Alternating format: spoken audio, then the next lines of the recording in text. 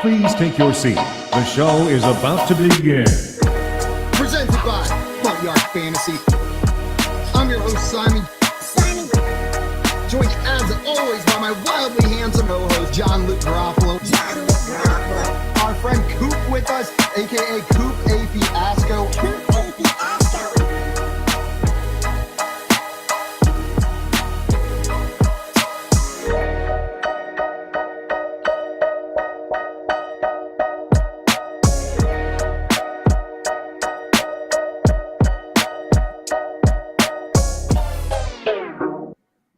What's up, everyone, and happy Thanksgiving. Welcome in to the Front Yard Fantasy Morning Show. This Thanksgiving morning, we got a day of football. I'm your host, Simon, and I am joined, as always, by my wildly handsome co-hosts, John Luke Garofalo and Andrew Cooper. What's up, boys? Good morning.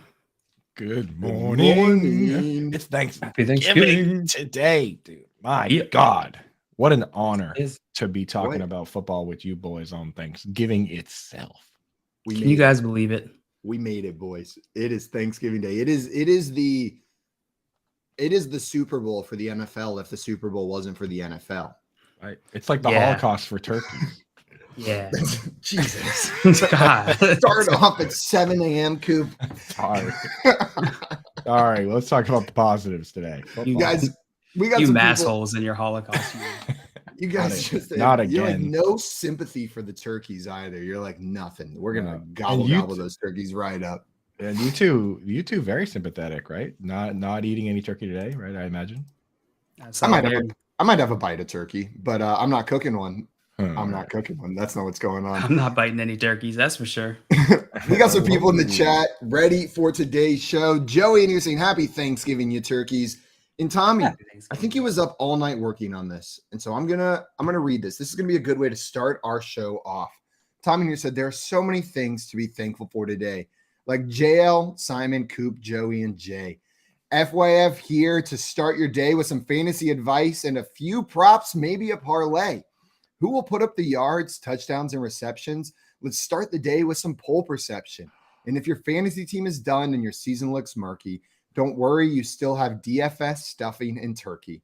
From Tommy, Better Al, Better Boss, and the entire FYF crew, we wish a happy and healthy Thanksgiving to you. Oh, my. Snaps for Tommy. Snaps for Tommy. That was beautiful. My goodness, dude. Talk about rap battle. Tommy's in there, dude. Don't go against me and Jamal Williams, dude.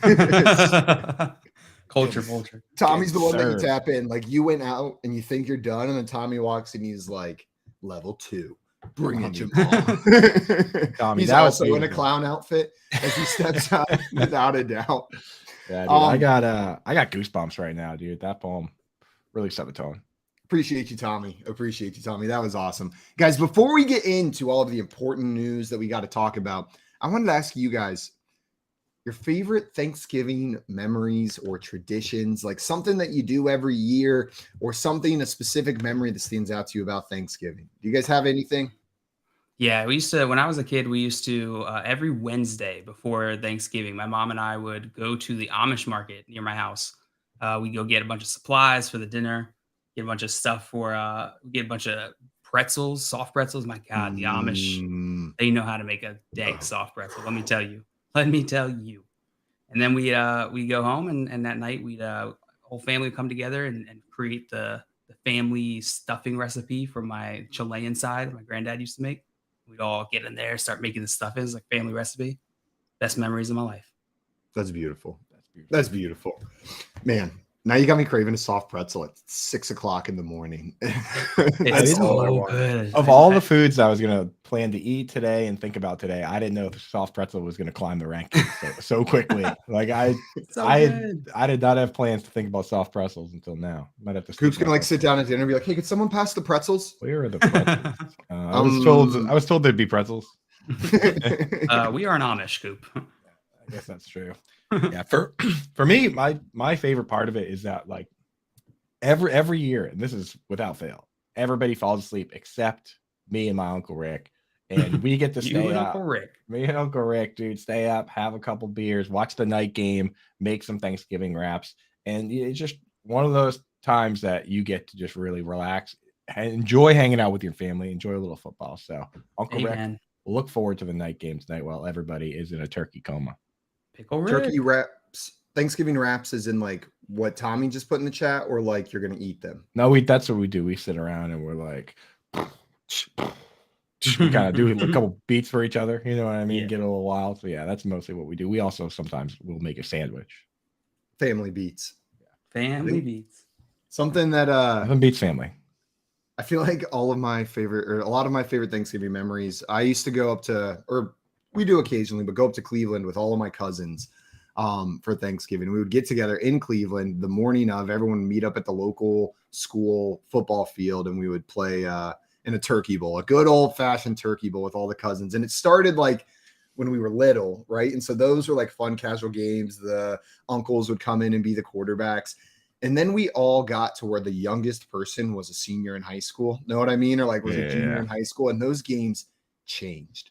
Like they were no longer just fun, casual football. Like those games got feisty, and like there's snow and mud, and we're all leaving with like frozen mud dripping from our nostrils. And like, but then we go back, and as much vitriol as there was, we just go back and start cruising Beelzebubs and watching the dog show. The That's game what Thanksgiving's all about. The game isn't over till somebody breaks a collarbone.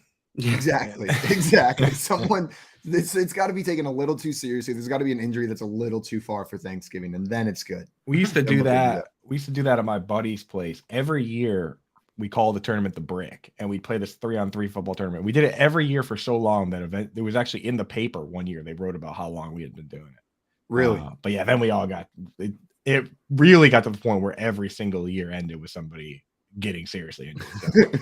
So, we didn't even play tackle. Like it was just it got. They started writing about it in the papers for a different reason. the next morning there would be like the stats, and also it would just be mostly IR, like who's out for the season. Yeah. Annual tournament, the Brick claims 7 this year. All-time high. You could type in Sun Chronicle the Brick. I bet that article's still out there. You know, that was good times, man. Good times with the Brick. But the Brick did have to be shut down. You know, it was time. It was time. Things run their course. Yeah. We got Maria in the chat, giving Tommy a clap for that poem, and Bronson in here. Good morning, Bronson. Good morning, Bronson. I know the trade deadline for a lot of people happens today at 12:30, or at the end of this week, depending on how your league is set up. But people are getting trades in like mad, and Bronson has a trade for us. He said, "I just traded Ezekiel Elliott for Mike Evans." Coop, how you feeling about that trade? Hell yeah, dude. Here's how I feel about that trade. If I'm you, I just hope that Zeke at least helps that other team a little bit. Otherwise, I would feel bad about getting such a great deal on your end. Yeah, you know what I mean? Like that's when we were almost like, you at least hope that, you know, you hope you don't lose to that kid, but you hope that it's at least a trade that he doesn't regret too bad. Because for me, that's a smash accept on the Mike Evans side. You guys feel the same way? You're cheering for a Zeke touchdown or two. Yeah, today. you're trying to help him. I mean, out. like you want to give them like that immediate, like, oh yes, it worked, even if it tails off later. That's what you're doing, Bronson. Because I love the Mike Evans side of this, my man. You want that guy to trade again with you next year. You don't want him to walk away from this year being like, I'm never trading with that kid again. That's how good I feel about that trade for your side, Bronson. So good for you, dude. Joe, you agree? And it sounds like you would like the Mike Evans side just as much. Completely agree with that. Yeah, completely agree with that. And Coop, it's like he's reading your brain jail. It's like he gets back from Europe and all of a sudden he's back in. You're always talking about how important the trade relationship is. Like keep that trade relationship open. Be nice. Be nice. Be nice in your trades, guys. The best trades are the trades that help both teams, and then your team wins the league. That's an ideal trade. Yeah, you help a team get from 7th to 5th, and you go from 3rd to 1st. And those are the best trades. Guys, it is that time of morning. We brought the news stories. We brought the topics, but I hope you brought your own breakfast because it is BYOB. Bring your own breakfast. Guys, I'm going to start us off today. I got a story we got to talk about, and it's kind of twofold. But first, via Schefter, during a team meeting yesterday, the Jets players were informed that Zach Wilson is not starting Sunday's game versus the Chicago Bears. Wilson, who had a 5-2 record as the starting quarterback this season, with both losses coming to the Patriots, is being benched. And this was after those comments last week. So Zach Wilson to the bench. Do we have official word yet on if it's going to be Mike White or Joe Flacco under center? Have we seen yet? I believe Mike White was named the starter yesterday as well. Mike White. Okay. There we go. Mike White, named the starter. Do you think he can come in and do what he did last year whenever he showed up, like those crazy high touchdown games, be a fantasy darling for a week or two? Or Nope. You can have certain players. I think we've seen in the past. I mean, I know this is narrative that it's hard to project out and really make it meaningful. But last time Mike White was a quarterback, he was throwing the ball to the running backs like crazy, like dump down king. So Michael Carter could be the one beneficiary. But beyond that, JL, I agree. I don't think he's that much better at distributing the football than Zach Wilson. Did you see what? Maybe he has a good day. Maybe he has a good day like he did last year, but I'm not expecting that to be sustained in any way. Exactly. And when it comes to this time of the season, where you need to win the playoffs, you need consistency, right? Like if a guy goes out and has one big game and then a bad game the next game, your season's done. You need to string 3 together, 2 if you get a bye. Did you guys see what Richard Sherman had to say about Zach Wilson? No. He had some very kind words. He kind of softened the blow a little bit being benched. Richard Sherman said, "You suck and you're not helping the team in any way." That is very tactful. Very tactful.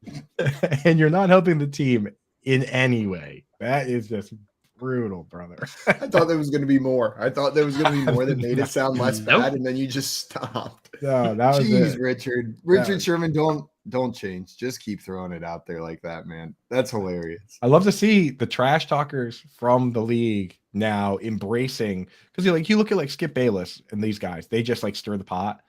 Some of the trash talkers are embracing that. Like you see Richard Sherman do it. You see LaShawn McCoy saying some things, like even if I'm not sure he fully believes them, it gets the people going, right? You know what? That's a great point, because Coop, I don't have the same feeling whenever I hear Richard Sherman say it as whenever I hear Skip Bayless say it, right? Like whenever I hear Richard, there seems to be like some like validity, like Richard Sherman's almost like got a degree in trash talk because he did it on the field for so long. Yeah. So I like respect it. I'm like, no, this is an expert. He knows what he's doing, man. Well, I mean, look at who sits across from Skip Bayless now. Shannon Sharp was like the king of trash talk. So, these guys, Steve Smith, like I love hearing those guys because not only do they know how to eloquently say things, but they can really cut when they say it. I mean, while we're on news stories, you hear what LaShawn McCoy said yesterday? No. He said that he thinks the Bears need to go out and draft a quarterback next year. That's what he said. He said he said, "I'm talking specifically to Bears fans here. You need to embrace that this guy isn't the guy, that injuries are going to pile up, and to try to implore your team to go out and take a quarterback in the first round next year." That's what LaShawn McCoy said. That's ridiculous. That is incorrect. Right. Like there's one thing to say, like, to stir the pot, but that one you can say false. False.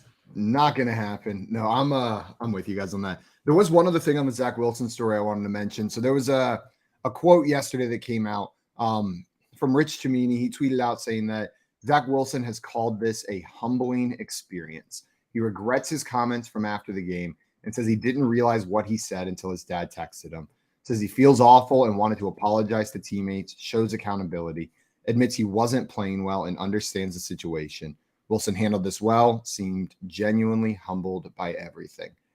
Well, it took getting benched, but I'm glad he's shown some humility in this process, right? Like we've seen it before. Players get benched and like they can just dig their feet in, and then the relationship goes sour. It's difficult to kind of get your feet back under you. This is a step. He's a young player, right? Like he is a young player, fresh out of college, number 2 pick in the draft. Like I don't hold it against him. I would have loved to see him show the accountability originally, but he's doing his best, man. No, I like the JL said it right. Better late than never. Because we've seen guys in the past. If this was Jay Cutler, he would have been tripling down right now, right? Jay Cutler. He would have been 20 miles an hour wind. You know what I mean? So I saw Ryan Clark on Twitter said Zach Wilson needs to give Jimmy Garoppolo a call. I don't know a current successful quarterback that has faced more disrespect, uncomfortable press conferences, and interviews in recent years. Dude is given a masterclass on leadership, poise, and class. Each one teach one. That's What do probably you guys think about that's that? probably taking a little too far. Like masterclass and poise would have been not saying that stuff. Like, okay, we can applaud him for coming out and say that, but you can also we can acknowledge that he needed his dad to smack him upside the head for him to do the right thing, right? No, he's But- talking about Jimmy Garoppolo is giving a masterclass in leadership. oh, Not Zach okay. Oh, Wilson. I thought Zach Wilson. Yeah, Jimmy. No, Oh, yeah, yeah. He's saying no. he's saying Zach Wilson needs to give Jimmy Garoppolo a call. Oh, yeah, because- yeah. Okay, yeah, yeah. No, that makes sense. Jimmy G for sure, man. I mean, like, Look, he's kept his mouth shut, really. You know, Simon's got something. I just want to know if we would say that Jimmy G was giving a masterclass on poise if he looked like Eli Manning. Know what I mean? Like I this think is a part beautiful of thing? it, I think he is good on the podium. Know what I mean? Above average, even. But I think he's so handsome that like it's even more charming and poised than we actually think it is. The eyes play tricks on you, man. And you see this like wildly handsome man up there, and you're gonna attach more poise and more charm to him than he's actually given off.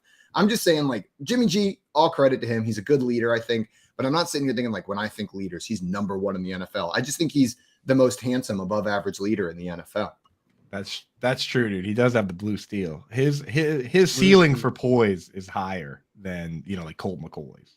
I do think he's Right. gotten disrespected. I don't know that I've He's gotten watched how disrespected for he's sure. how he's handled it and been like, wow, he navigated that beautifully. Yeah, he just kept showing up to work. Yeah, Like basically just quiet and kept showing up, showed up to work, backdoored his way back into the starting job. which is kind of not a bad way to handle it. So maybe I mean, there have definitely been guys that didn't show up to work, right? Like with the Baker Mayfield situation, like he wasn't about to be the backup QB, right? yeah, Yeah. There He was, said, I'm out. game makers, we- Elijah Moore. yeah. There's a lot of those guys, right? Yeah, Rhea said, "Are you saying Eli isn't handsome?" Yeah. Not Yeah. traditionally. Not traditionally. traditionally.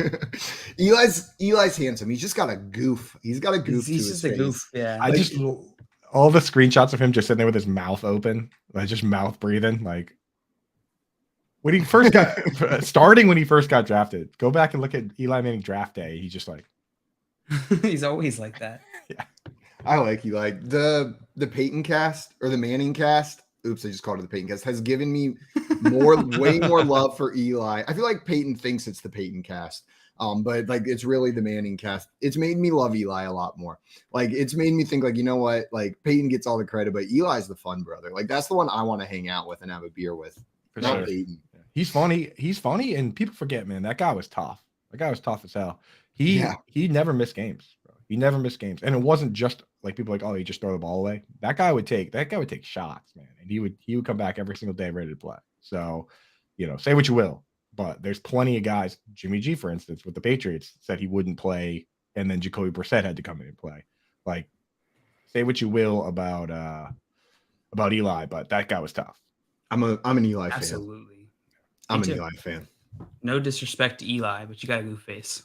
We got a question in here from Bronson. Bronson said, I'm in a 2 QB league. My quarterbacks are Josh Allen, Burrow, and Deshaun. Well, congratulations. I'm trying to move Deshaun in a bench piece for someone like Amon-Ra or D-Hop. So the question is, rest of season, who would you rather have? Amon-Ra St. Brown, DeAndre Hopkins, or A.J. Brown? Some top-tier receiving options. Coop, which one of those 3 receivers would you rather have rest of season? Yeah, so this has to be full PPR for Amon-Ra to be in that class. And even with that, I would put D-Hop and A.J. Brown in another class. I know A.J. Brown hasn't playing as well as of late, but Amon-Ra St. Brown really, truly needs to get peppered to crack 100 yards, right? Like because of the routes he runs. But if it's in PPR, he's right there with He's those right there guys in full for me. PPR. Yeah. So, but I think I would go after DeAndre Hopkins. That's who I'd go for, especially now that Zach Ertz is gone.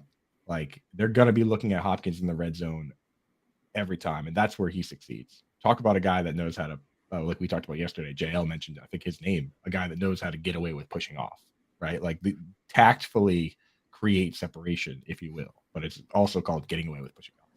The steroid boy kills it at that. He's just Steroid unreal. boy. Coop, I'm with you. AJ Brown and D-Hop are like neck and neck for me. I would slightly prefer D-Hop, but I think you might have a better chance getting this done for AJ Brown with the recent performances. I think AJ Brown might be a little bit easier to acquire right now than DeAndre Hopkins. but I'm cool with either of those guys. Amon-Ra would be fine in this trade as well, but I would prefer the first two. And I I would could throw go AJ Brown, D Hop, Amon-Ra would be the order I put those guys in. Yeah, and I think that that's fair as well, because especially like if you were look at your record and you're already in must-win mode, DeAndre Hopkins still has bye week. He's bye week next week. The Cardinals have a very late bye weeks, but so if you're that might even put Amon-Ra above D Hop for me, given the quarterback injuries concerns, and I don't know. If you have 8 or 9 wins, it doesn't matter, right? But like if you're scrapping right now, then maybe that's a tiebreaker.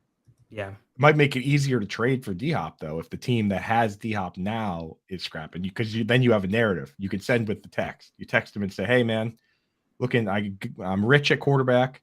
You're fighting for wins. I know Hopkins isn't playing next week. That's what I say. I don't say that he has a bye week. I say he's not playing next week, right? Just to throw a little extra oomph on there and then see if you get that trade done. Get it done. We had a comment in the chat that it wasn't a question, but I'm going to make it a question. Keith saying Eli is a Hall of Famer.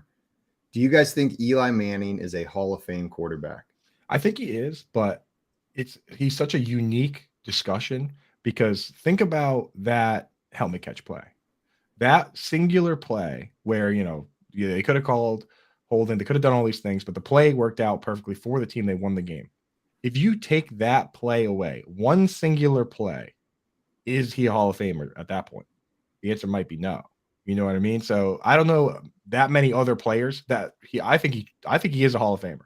But I don't know many other players where if you take one play away, now they're not a Hall of Famer. Right? Now, that being said, if you put all of his plays in a bucket, every single one, and it's got to be one specific play. It's one specific play. Well, I guess you could technically say that it's two because the Mario Manningham catch on the sideline against the Patriots was also an amazing, miraculous play. But, we did a best catches bracket one time, and the number of Eli Manning catches that showed up in that bracket, like Eli Manning was the one chucking the ball, it was a little bit high. Like of the best catches of all time, there was at least 2 in there. Like the Odell catch, right?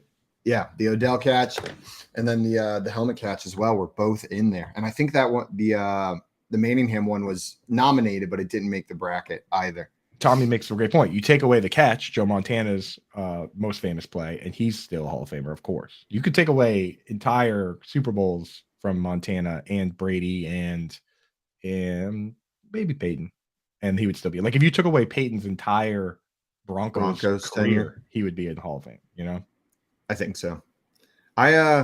I hope Eli Manning gets in. I think he's a Hall of Famer. I think he's deserved it with his career. But most importantly, I want to see the mouth-breathing bust that they put up inside the Hall of Fame for him. I hope his mouth is open in the bust image that they put out there. It's got to be to just capture his essence, right? Yeah.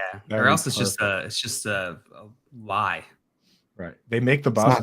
They make the bust and then they just like leave it in there for another like minute and just melt it a little bit. Then it would be perfect. You're like, wait a minute. Wait a minute. Good. It's melted just slightly. There we go. Now it captures his essence. Yeah, Eli. But the thing is, you look at some guys. Sorry, I'm responding to Tommy saying Eli Manning, which is hilarious. He's just okay. But there's something to be said for playing till you're 38 years old and never missing a game until they bring in the backup. Like he was always there, always available. Won 2 Super Bowls. And you look at Joe Namath's stats, dude. That dude wasn't even good. Damn, disrespect. I'm pretty sure Joe Namath threw more interceptions than touchdowns. It was a different era, but I mean, got the dub. That's all that matters, right? We have a question in here from Trey. Trey said, "Good morning, gents. Big question incoming. Full PPR need to start 3 of these players: Tyler Boyd, Ezekiel Elliott, Juju Smith-Schuster, Michael Carter, or Rashad White. Thanks and happy holidays." Happy holidays to you as well, Trey. And we'll do our best to answer this big question. Coop, any of those players stand out to you as like the must starts? You got to start 3 of them. Dude, the current narrative makes me really want to get Michael Carter in there in full PPR with Mike White. Like, I just think he's going to get peppered with targets. So I think of those guys, like Zeke is splitting, Rashad White is splitting, Tyler Boyd. Juju's been banged up. Like Michael Carter is a guy that I'm with Mike White, I want in there because I think the floor for Michael Carter is 4 or 5 catches, right? Right. Anybody else out of those guys that you're like, I'm definitely putting him in there? Rashad White against the Browns. Rashad White against that horrible Browns defense is going in my lineup. Yeah, I like the Rashad White call. I was going to bring this up shortly here, but Leonard Fournette came out, or I'm sorry, Todd Bowles says that running back Leonard Fournette is dealing with a hip pointer, which is very sore. If he improves during the week to the point he can run at full speed, he will play on Sunday. If he doesn't, he won't. So Leonard Fournette, not this question mark there. So I think Rashad White is a good call, Simon. Then it boils down to I don't know if Zeke, man, he's kind of tough. You're touchdown coin flip these days, right? Tyler Boyd's been getting the targets, but he's been pretty Tyler Boyd about him, only having 40 or so yards.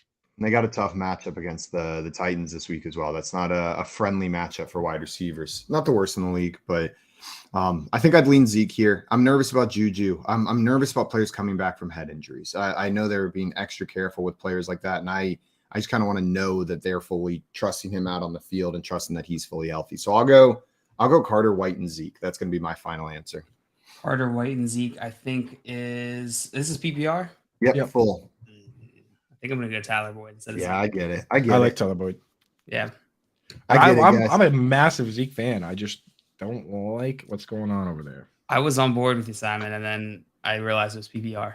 The thing is, if Vegas is right, the Cowboys are going to crush the Giants. 9.5-point favorites. The same, at least yesterday, unless it's changed, the Bills over the Lions was the same line as the Cowboys over the Giants. Like they were both 9.5-point favorites. Right. The Bills are 9.5-point favorites over the Lions. The Cowboys 9.5-point favorites over the Giants. And the Cowboys and the Giants have the same record versus like arguably the best team in the NFL versus the worst team in the NFL. Maybe it's not that great of an idea to give two teams a like lifetime contract to get to play on Thanksgiving every year. Yeah, that seems kind of dumb. Right? Like, and then you have, the schedule is based on an algorithm, so you have to kind of figure it out, and it turns out to be these games. Classic. Man, that would suck. Like if I got drafted by the Cowboys or Lions, my first 25 thoughts would be happy. And then my 26th thought would be like, shit, I got to work on Thanksgiving every year. Every single What are you doing right year. Now, buddy? It's 7 a.m. It doesn't count. This ain't work, dude. I'm hanging out with my good buddies talking foosball. You. Foosball. Yep, skinny do. Very good. Yeah. Now it's Thanksgiving. Friendship. Trey also added in there Kyler or Dak. I think I wrote Dak here. Yeah. Jail, you're going Kyler? I said, what do we know about Kyler? Yeah. Oh, I thought you said I'm going because Kyler. He expects to play, but it's a hamstring injury, so you're not going to get the Kyler. He's got the Chargers total. Vegas is expecting this to be decently high scoring. 48 is the total. 45.5 for the Giants. Dallas games. It's close enough. If Dak is good, I'm going to go Dak. Put it this way. If both guys were fully healthy, it would still be kind of a question. You know what I mean? Yeah, that's a great point. Just the fact that one guy could be hobbled. Give me Dak. Give me Dak. Don't get too cute with it. Yep, I'm with you. Also, Craig said, good morning. Which food from the first Thanksgiving are you choosing to eat today? Seal or eagle? Can't be pass. Can't be eating eagle, bro.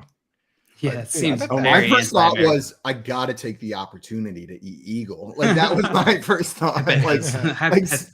Seal seems much more achievable in my lifetime, but if someone's offering eagle, like that seems like a once in a lifetime opportunity. Like I'm probably not gonna like it. I'm gonna feel weird doing it, but like, no, dude, not in America. Not in America. Is it a bald eagle? I was gonna say he never said bald eagle. There's other eagles. Yeah, but the other eagles are not meaty enough, dude. You're eating the tawny eagle. It's gonna be so like stringy and feathers everywhere. Oh yeah, that's not gross, dude. Yeah, seal, because when we eat birds, there's often feathers on them, right? I've never seen a bird with no feathers. He's like, it's been a while since I've eaten a bird, man. Do not remember. Those chicken tenders got something stuck in my teeth. Tommy said, get the best of both and eat a seagull. Meat on a seagull. Actually, you know what? They kind of got some. They got like a little belly, right? Seagulls. I feel like when they're flying, they look like chubby kids. Seagull bellies for filled with damn girl, got a belly on you. When I'm at the beach, I'm getting whiplash. And my girlfriend's like, "Who the hell is he looking at?" And then she looks up, and it's just me, like looking at the seagulls. Like, it's like, look at that belly, boy. Eric's got a question for us. Sea breeze missed. Eric's got a real question for us about sports. Sports? What? He says, morning and happy Thanksgiving from your neighbors up north. Yeah, Thanksgiving. Happy Eric Thanksgiving. from Canada, I believe. Flex 1, Jamal Williams, I'm guessing, not Jamison Williams Or Javante. Cordarrelle Patterson, or Paris Campbell. Just one full PPR. Jamal, Cordarrelle, Paris. This would usually be a slam dunk Jamal for me, but they do have a very tough matchup going up against that Buffalo Bills defense. So I'm considering Paris Campbell. Paris Campbell is a PPR machine. His ceiling's not as high, but I feel like he's pretty safe. And with the amount of targets that he's getting in a full PPR league, he's a perfectly startable option. He gets a touchdown, you're thrilled. So I think I'm going to roll with Paris Campbell out of these options, but that's tough starting him over Jamal Williams. I'm really nervous about that matchup, though. It's honestly, it's so tough. I'm going to go Jamal Williams. I get it. Yeah. I'm going. But I understand the Paris Campbell, especially PPR. Take out those 2 Ehlinger games, and Paris Campbell's last games have been 11 targets, 12 targets, 9 targets, 6 targets. That's pretty good. Sam Erplinger. And with Blurplinger. With Nyheim Hines gone, I can see Paris Campbell getting a carry, a little end around. He's gotten a couple so far this year. I'm calling it right now, in fact. Bet the over. Call it a day. Paris Campbell rushing yards, bet the over. What are the? I thought because they bet the over on Paris Campbell end arounds. See if you can find that prop somewhere. The official end around stat. Lock it in. Craig said, wow, shots fired. Real question. As opposed to questions about rather than having your leg or your mom's heart broken. That was yesterday, Craig. Today's a very serious holiday. God bless America. That's right. Speaking of football, I'm playing Pokemon yesterday, guys. Finally, it's been so crazy. So much work, just working nonstop lately. I finally get a chance to play a little bit of Pokemon. Very first Pokemon I catch. Guess what kind of Pokemon it is? Oddish. Keith, you got it for us? A hog Pokemon. Lechonk. Are you freaking kidding me? Lechonk. A hog Pokemon? Lechonk. That's Yo, a hog. That's the best Pokemon, right, dude. And these little hogs are everywhere. Oh, that game hurt us. And they're like, Lechonk. So we like, you want your hogs? We got hogs for you. And they just start overpopulating the game with hogs everywhere. And I'm looking at a picture of this thing, dude. Adorbs. He's so hog. No, you guys are probably sick of him at this point, right? You can't make this up. It's the very first Pokemon they make you catch in that game is a hog Pokemon. Are they listening to us? You don't have any choice. No. Oh, it's like part of the tutorial. Yeah. It's the one in the tutorial, and then they're just everywhere. And then you catch 10 more of them, and you've got a whole herd of hogs in your mouth. You got like Lechonks hog up. FYF Lechonks. Hogs up. The Lechonks. I did have an exciting development because remember I told you now you just need to catch a Sudowoodo because then you'll have hogs and logs. Yeah. Well, you go just about 5 steps further, and there's a bunch of little Bondsleys running around, which evolve into Sudowoodo. So within the first like 10 minutes of playing this game, you can get a hog and you can get a log. Are you going to do the hog? An FYF game. Are you going to do the hog and log challenge, or you keep those guys in your lineup for the entire game? That's your only party for the rest of the game.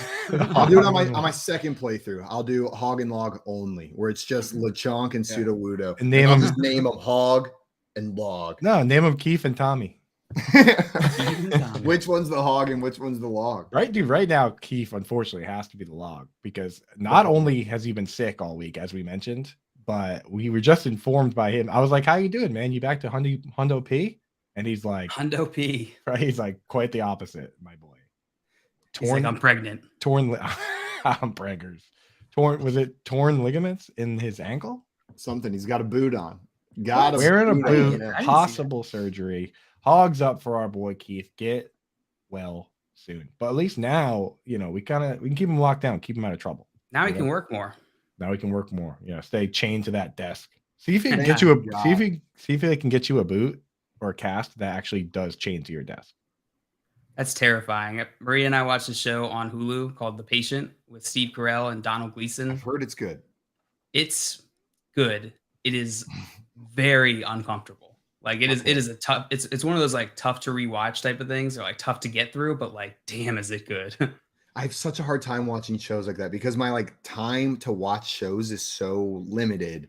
And usually like, it's a lot of like brain power whenever I'm not watching shows.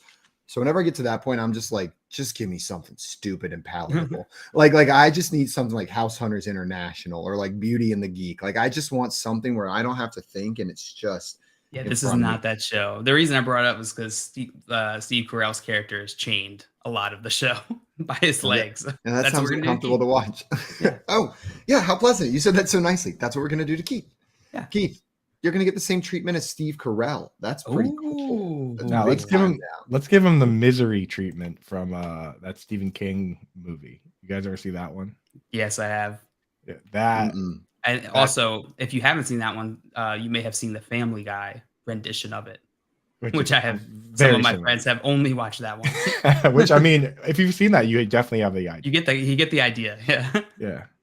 The only Stephen King movie I've ever watched was Gerald's Game, and I'm not sure I'll ever watch another one again. That is one of the worst Yeah, movies I've you ever talked about seen, that. but it is so highly reviewed. People love it, and I watched it, and it was just awful. It was was so weird. boring. It was just boring. I did Yeah, not I'm enjoy with it you, at all. Simon. There's my least favorite movie to watch. Like I can't even tell you if it's a good or a bad movie because it just horrified me as a kid. Is Pet Cemetery. That What? movie, Wasn't no I never scary. saw it. I've never dude, that seen movie. The concepts within the movie, I did not like. Dude. They mess with you. I did not like Creepy. Derek guys- has another question for us. He said, here's another one. PPR Flex 1, Darius Slayton, DPJ, DeMarcus Robinson. Currently leading Slayton, but DPJ has been incredibly consistent. I like DPJ, man. I'm a big DPJ guy these days. Like, You're not scared off of the Bucks matchup? nah, I mean they're gonna put their best hog, Carlton Davis probably on Amari Cooper. So I mean, sometimes unless they have two, like if they were going up against the Eagles, then I'd be like, Right. okay, they got two of them. But I don't know The if Bucks the are Bucks. they're middle of the road against fantasy wide receivers. I just feel like the perception is still that they're one of those defenses you need to avoid, right? But you disagree? You're good to start your receivers against them? For certain, I'm not sure I love running against them still, but yeah, I'd be fine with it. I don't know. Would you guys gonna start Darius Slayton? No, I'm going DPJ. Diggs. I'm with you, Coop. I'm with you. DPJ's been wildly consistent. He's a safe play, which at the beginning of the season, I feel like when people drafted him, they drafted him as like the boom bust guy. You know what I mean? As like the big play guy who's either going to get you 2 touchdowns or nothing. Like he'll have that long touchdown, but he's turned into just a steady level of targets, very safe floor play so far this season. I'll throw him in. I'm fine going Darius Slayton here. I think that's a fine play. DPJ and him are so similar in my mind this week. That's fair. I don't think it's wildly separated. I just feel more comfortable with DPJ. You know what I mean? Like I feel like he's been consistent for the year, so I'm rolling that way. But Jay, I think you're right. I think they're very close in like expected output this week. Yeah. What's with not necessarily DPJ, but another player on the team, Anthony Schwartz. What's with NFL teams just like falling in love with these field stretchers and still drafting them, even though oddly enough, and I know the track record for the fantasy community isn't always great, but identifying field stretchers that are going to be useless for fantasy football, I feel like the dynasty community has been very good at that as of late, avoiding guys like Anthony Schwartz and Tutu Atwell and KJ Hamler. Like NFL teams, they put a lot of emphasis on speed, but Anthony Schwartz and Tutu Atwell have done virtually nothing. Have they not? Yep. I know there was some hype. The only hype for Anthony Schwartz came out of Cleveland after Cleveland drafted him. Like Browns fans and the Browns sub were excited for what he could be. But you're right, Coop. It does seem like maybe it's just a pretty high miss rate and we're out on all of them that don't have the super high draft capital. Know what I mean? Like if they don't have super high draft capital, we're like, okay, we've seen this enough times. We're out on them. But you're right. It does seem like those profile of players just aren't panning out. You're like second and third round picks. I mean, Tutu Atwell was a second round pick, right? Anthony Schwartz was You're right. third round. It's like, and we just skip them in dynasty drafts, right? Like you just skip right over them. And as of now, you haven't been wrong. Just, I don't know. You got to be to be that kind of player and be successful. You have to be super dynamic. Like you have to be Tyreek Hill, right? Or even Tyler Lockett, because just stretching the field is nice in real football, but it does nothing for me in fantasy. I'll tell you that. Yeah, absolutely. So in other news, guys, we had a story break yesterday about the running back Darrell Henderson, who was released by the Rams, but he signed with the Jaguars yesterday. This is coming from Ian Rappaport. Coop, Does this do anything for Travis Etienne? Does this make you interested in Darrell Henderson at all? Nah, not really. I figured he would land somewhere, but Travis Etienne's the guy. And I really don't see a world where Darrell Henderson comes in, learns the playbook over the next couple games, and then takes over that job. It doesn't change my thoughts on Etienne. I'm starting Etienne wherever I have him. Yep, I'm with you. It changes nothing. I'm still not starting Darrell Henderson, and I still am starting Etienne with full confidence. Yeah, I'm with you guys completely. James Robinson is better than Darrell Henderson, right? Yeah. Like, fully. Yes. And yes. Etienne beat him out, no problem. Like, maybe they worked 100%. Darrell Henderson in, but Etienne is the workhorse back. Well, Like, James Robinson's on the Jets. So. Right, but I was saying Etienne beat him out. Oh, yeah, Earlier. absolutely. Yeah, like I was saying, to the point where he Etienne needed to be fully traded. beat. Exactly. Like, and if Etienne beat out James Robinson, Darrell Henderson's not going to be a threat, was my point. It's a depth. Yeah. It's a depth play. It's a death play for sure. Absolutely.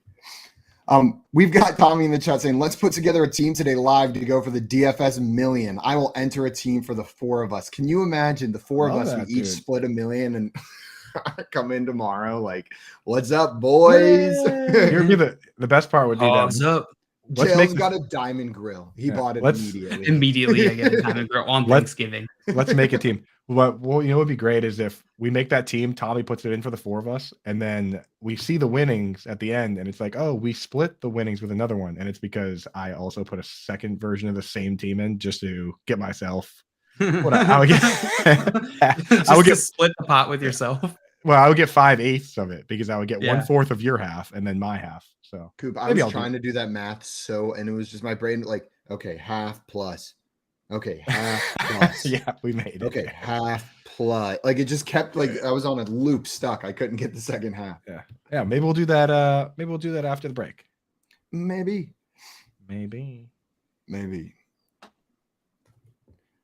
Oops, I lost my spot. You lost your spot, John Luke. I was going to bring up, guys, the Rams have not ruled out shutting QB Matthew Stafford down for the season. Checks out. That would check out, and that would suck.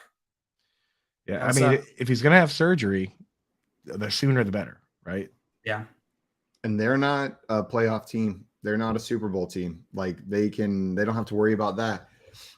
It'll be rough sledding for the Rams the rest of the year, but good news, Rams fans, they warmed you up. It's been rough sledding through the first 11 weeks of the season as well. So at least it won't be a massive drop off.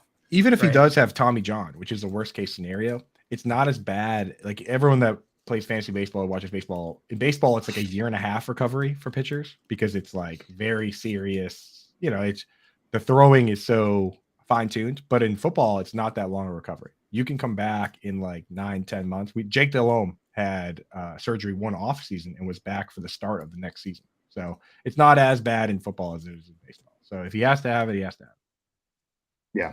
And Keith in here saying, whoa, 5 ways, guys. 5 ways. All right. He said, as long as you split the your Keith Sweat winnings, if there's no touchdowns today on your 3-game no touchdown scored parlay that you put in, I'm sure.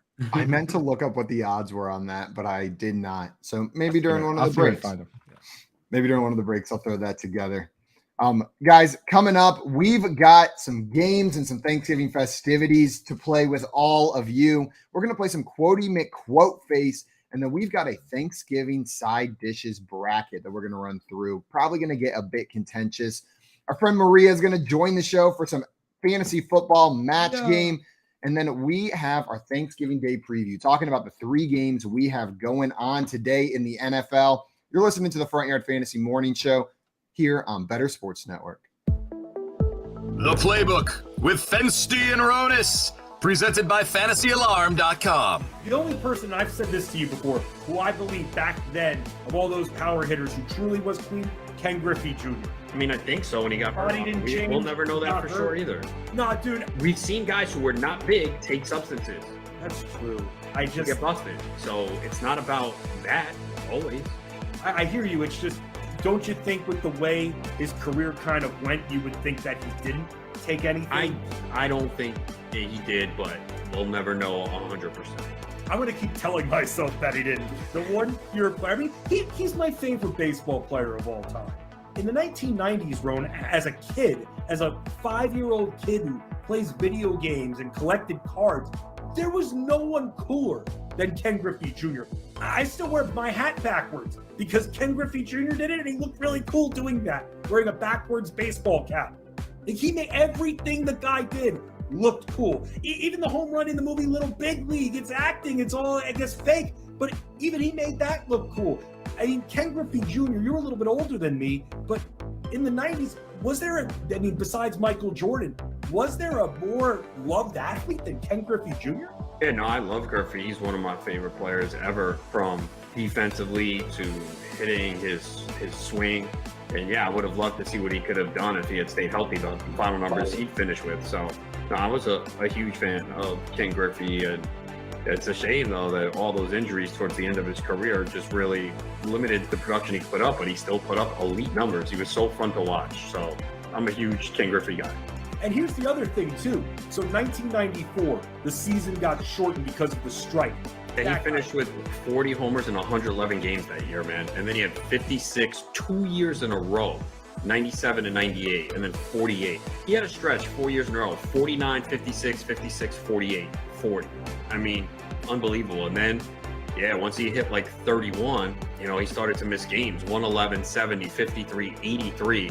So think about that, all those years that he lost, and he still hit 630 home runs, man. Yeah. So if he was clean, he would have been the all-time home run champion. Again, we're all guessing here, but you would think, all right, well, once he got into age 31, 32, that's when the body started breaking out, which is typical, right, for someone who's not using anything, whereas we saw Barry Bonds just get better with age. And we did not see that with Griffey. So look at 2001, where he's 31, he played on, look at the home runs decline, 8, 13, 20, 35, 27, 30, 18, 15. To his age 38 season. Even age 39 in 170 games, he had 19 home runs. So he probably would have definitely been the all-time home run leader had he been able to stay healthy. Better Sports Network. It's sports talk done better.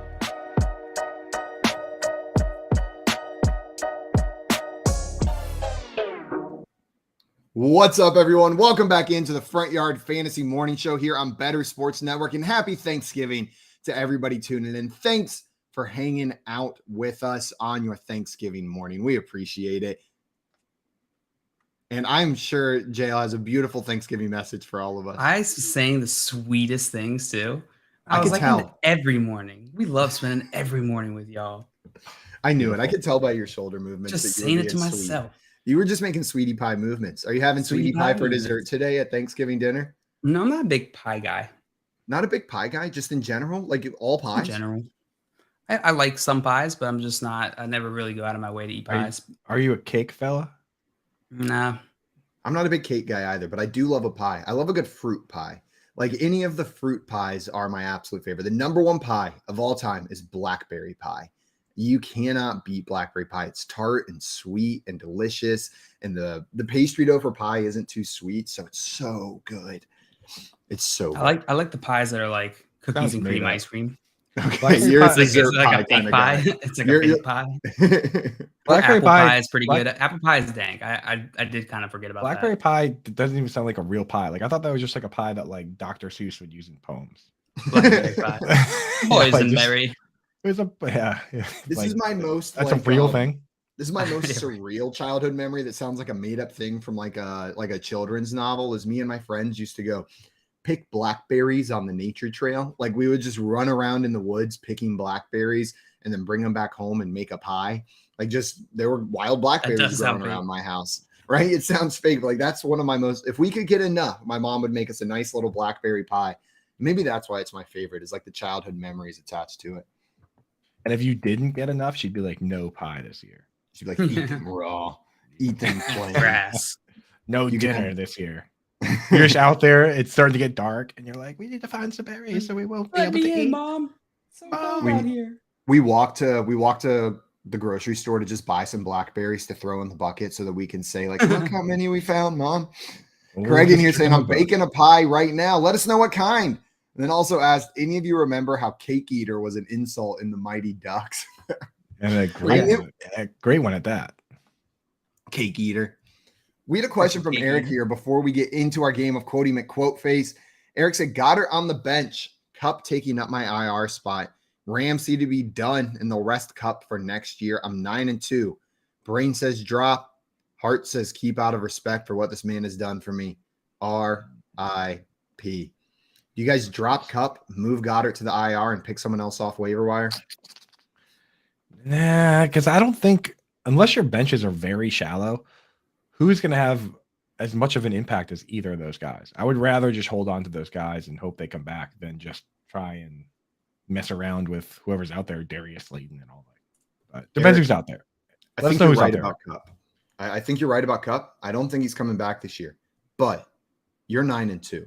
Like, you are one of the best teams in the league. You've got a good shot at making it all the way to the end. And if Cup comes back, like the small chance that he does, you're going to want to plug him in. So I'm holding them. I think that upside is better than any upside you'll find on the waiver wire. What do you think, JL? Depends who you are dropping him for. I'm probably fine dropping Cup at this point. I feel like it's unlikely that he comes back and they even try and work him in, especially if this is a lost season for them.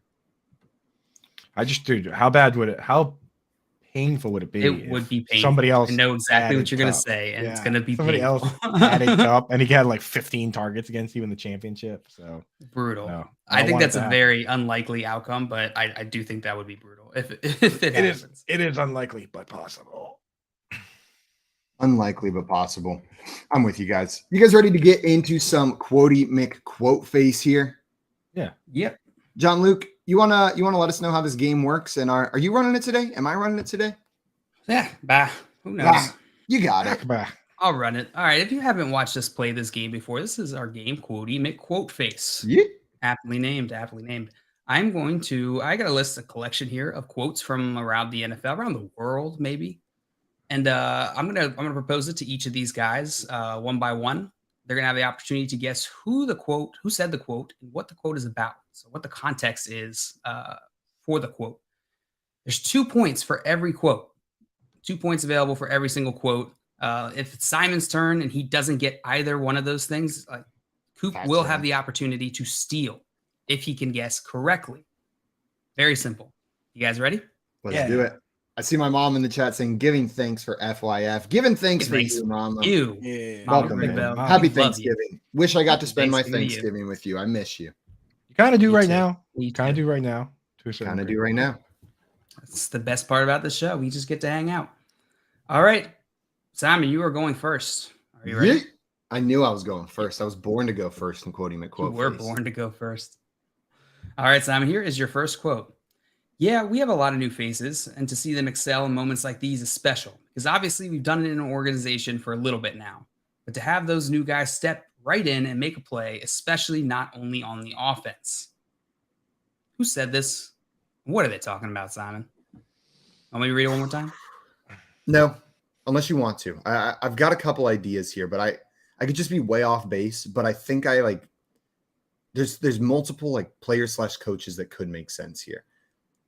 I think I'm gonna go with but we've got a lot of new faces. Makes me think that the person saying it isn't a new face, and I was gonna go with a new face as well who had other new faces.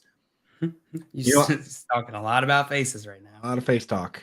I'm not going to overthink it. I'm going to go with my initial thought here. This sounds like Dan Campbell. They've had a lot of young players step up, and then the fact that he highlighted the defense. That defense is bad, but Okudah and Aiden Hutchinson over the past couple weeks have really stepped up. Hutchinson with a couple interceptions, looking like the boss that they drafted him to be, and Okudah being like a shutdown corner in his rookie year has been impressive. So I'm going to go with Dan Campbell talking about the young players on the Lions team.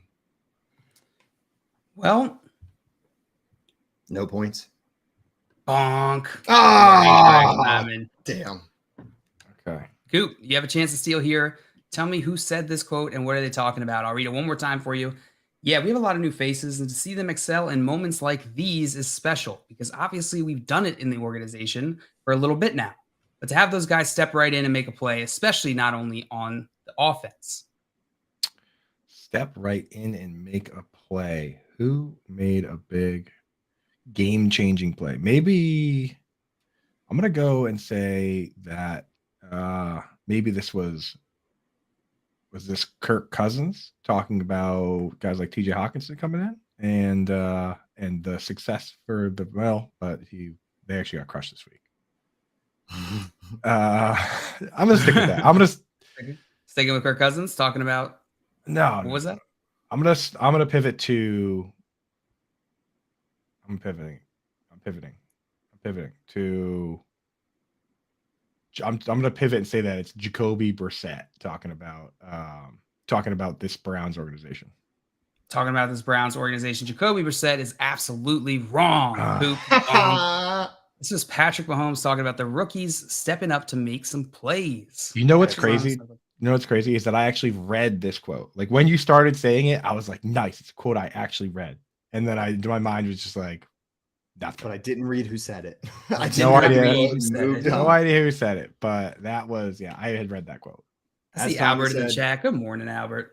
What up, Albert? And Tommy said, turkey bonk. Yeah, turkey you get a bonk. Turkey bonk, Coop. Bonked on my turkey. No points on that one. No points on that one, guys. But that's all right. Simon, I almost gave it to you. Gave you 1 point because you said rookies like stepping up. But I ultimately determined it wasn't the same rookies. And so I wasn't going to give you the point. I got a little too specific. Maybe if I would have been a little more vague, then maybe I could have milked some points out of that question. But I'm still debating it. I might end up giving you a point. Nah. You know what? I am going to give you a point. Make it a tiebreaker if no one scores any points.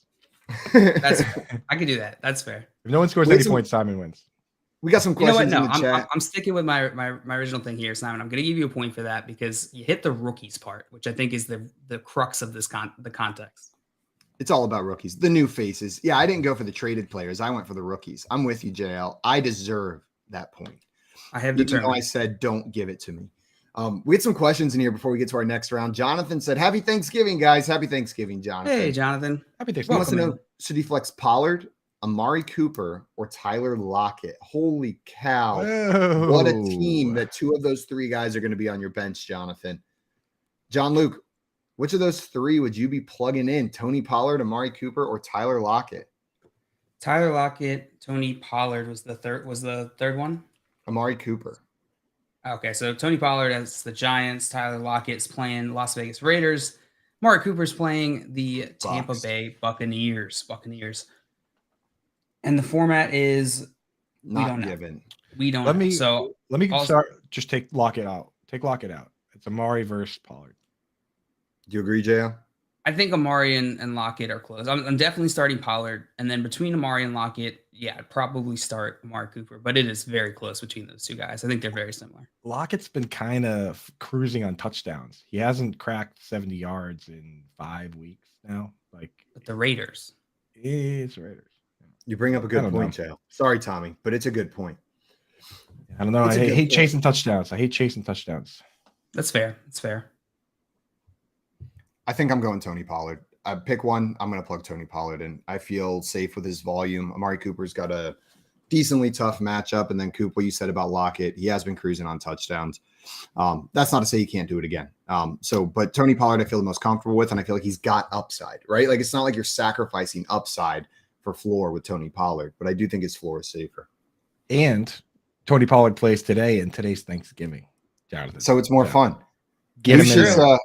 Lucius had another question for us. Happy Thanksgiving, guys. What's up, Lucius? Start 3. So really we need to bench 1. Miles Sanders, Zeke, Singletary, and ETN.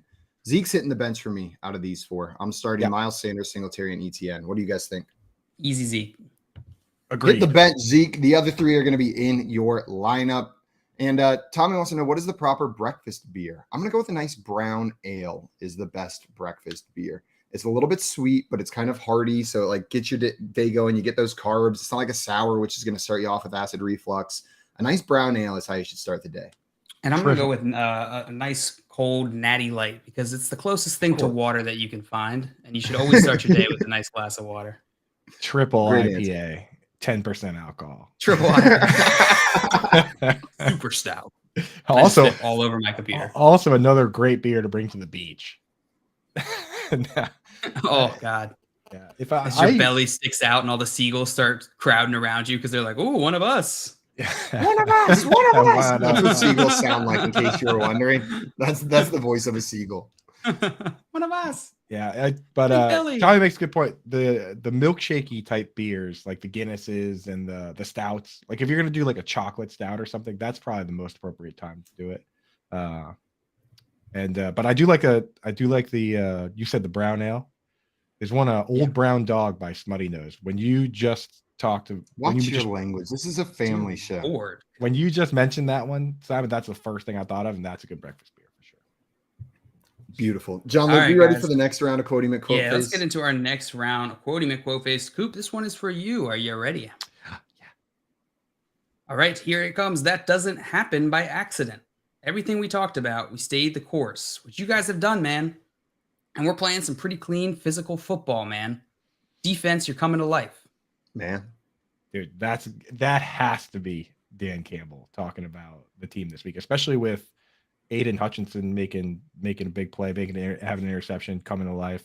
It's got to be Dan Campbell, right? So Dan Campbell talking about what? Talking about so he's talking about the 3 wins in a row and Aiden Hutchinson making defense coming to life. That is half correct. Oh. Half correct. Simon, you have opportunity to steal. Do you tell me which half is correct? No. Yes, I do. I think I do. That's how we've done it in the past. That's how we've done it in the past. Otherwise, this is Dan Campbell, but he's not talking about Aiden Hutchinson or the last 3 games. Can you read the quote? That doesn't happen by accident. Everything we talked about, we stayed the course, which you guys have done, man. And we're playing some pretty clean physical football, man. Defense, you're coming to life. So it's the other part of the defense besides Aiden Hutchinson. He's talking. It doesn't sound like he's talking about a specific player, but I'll go that route because it's all I can think of. I'll say he's because he said you. He said you to someone. I'll say he was talking to Jeff Okudah, the other rookie. That is incorrect. And you know what? I have backtracked here. I'm gonna give this point to Coop. He's talking specifically about the Lions beating the Giants. Okay. Following a win over the Giants. And Coop, you mentioned the last few games, which made me think, maybe I shouldn't give that to you, but I'm actually going to backtrack. I'm going to give you both points for this one. Okay.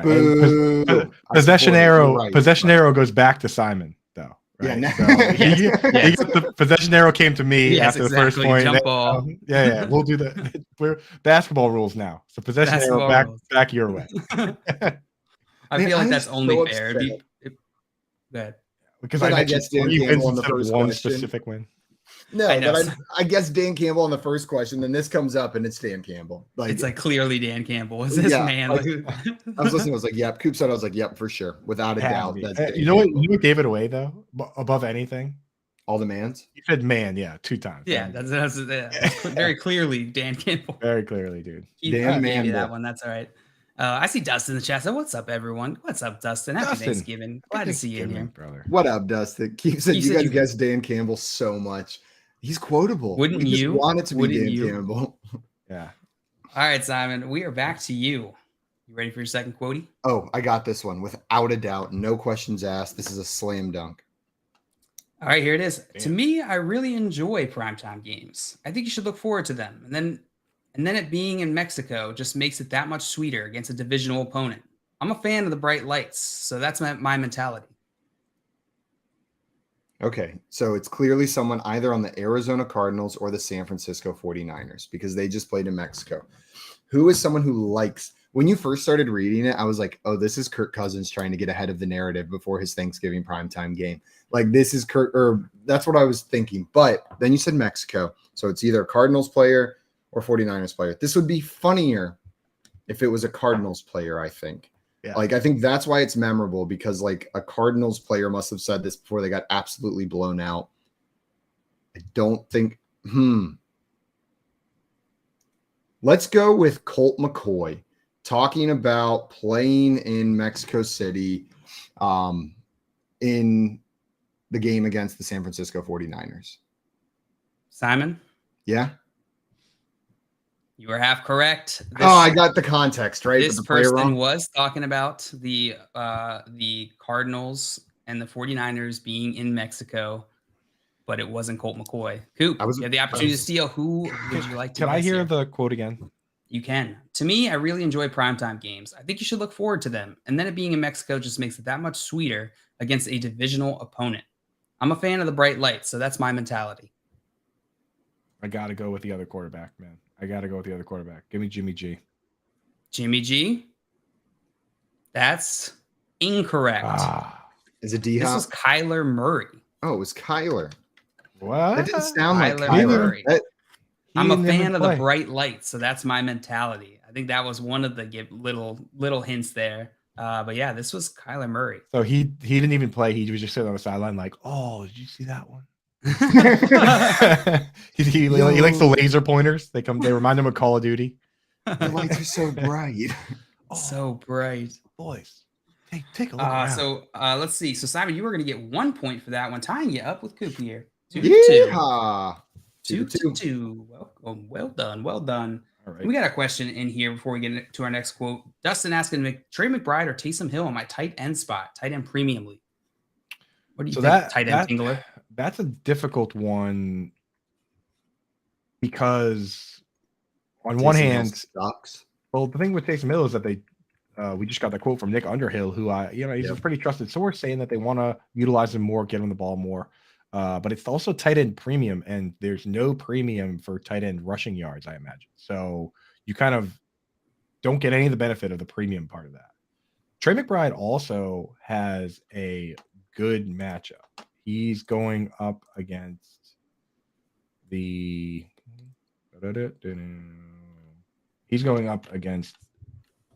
Chargers, which are the 6th worst team versus tight end. So here's what I would do, Dustin. I would sit there. You don't have to make the decision today because they both play this weekend. If Marquise Brown is ruled out or they straight up say he's going to be on a snap count, I would start Trey McBride. But if like Rondell Moore and Marquise Brown and those guys are all going, then maybe you start Taysom. But I would lean McBride.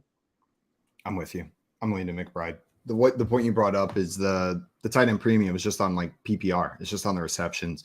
Taysom Hill, it doesn't really give him a boost. And he's too much of a boom bust play. I don't mind McBride this week. Yeah, I like the McBride play. All right, guys. Triple McBride. Let's do it. McBride. All right, guys.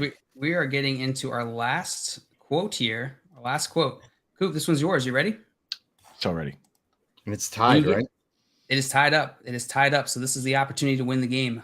Coop. I like the bright lights. So I like the bright lights. So that's your mentality. Prime time. Here's your quote. When you get behind, then you allow a lot more of the drop back game. So that certainly played into their ability to rush us and play for that. So I'll repeat it. When you get behind, then you allow a lot more of the drop back game. So that certainly played into their ability to rush us and play for that. Interesting. I turned my light. I missed the quote at first because I was turning my lights up really bright. You look entirely so bright. I don't know if I do like the bright lights. Actually. somehow whiter than white right now. Yeah. Okay. So I want to say this is a team talking about getting blown out this week. Can you say it one more time? Sure. When you get behind, then you allow a lot more of the drop back game. So that certainly played into their ability to rush us and play for that. Yeah. I want to go with I want to say that this is Kirk Cousins. He got sacked a bunch of times this week. So Kirk Cousins talking about losing to the Dallas Cowboys and getting sacked. Stinker. I think you just won the freaking game. Maybe. Oop. That is correct. Yay! Well done. That is both sides correct. This was Kirk Cousins talking about being sacked 7 times in that Vikings Cowboys game. Coop, you're going to get 2 points and win this game. Well done. All right. Yeah. Oh, no. I'm going to do a quick speech just like yesterday, except today. I'm just going to say that I'm thankful for all y'all. Thankful that we get a chance to hang out. Yeah. Yesterday, my speech was literally just about me. So today, I'm thankful for all y'all. Thank you guys for joining us on your day off this morning, man. That means a lot. You know, it's one thing to be like, oh, I have to drive to work, so I got to tune in or whatever. You guys are hanging out with us today. A day off, beautiful day. So thank you guys. We love Cheers you. To all y'all. We love you. We love you. Absolutely. Guys, coming up, we've got our Thanksgiving sides bracket, and then we're going to be playing some match game with our friend Maria. And then we'll preview these Thanksgiving Day games for you as well. You're listening to the Better Sports Network, and this is the Front Yard Fantasy Morning Show. Better Sports Live with Lisa Ann and Rick Kamla. Wednesdays at 7 p.m. Eastern, 4 Pacific. Obviously, you've got a couple identities here, right? And so, Lisa Ann's here. Let's talk sports. Let's talk fantasy. What about my team? What do you think about my team? Like, that's dope, man. Like that brand you have built here is huge. And over in Switzerland, you're a big deal in Switzerland. Of course you are. In Europe, all over Europe. But when I was at the Jersey show like 2 or 3 weekends ago, my security was shocked because every other guy legit handed me his phone and said, "Yo, Lise, can you check my lineup? Can you look on the waiver wire? I got bye weeks coming up." You're right. It's really neat how my worlds have become just this synergy between, me being me and then me reaching out to all of these different people and having this common ground that now it's like we're kind of bros when we talk about sports, right?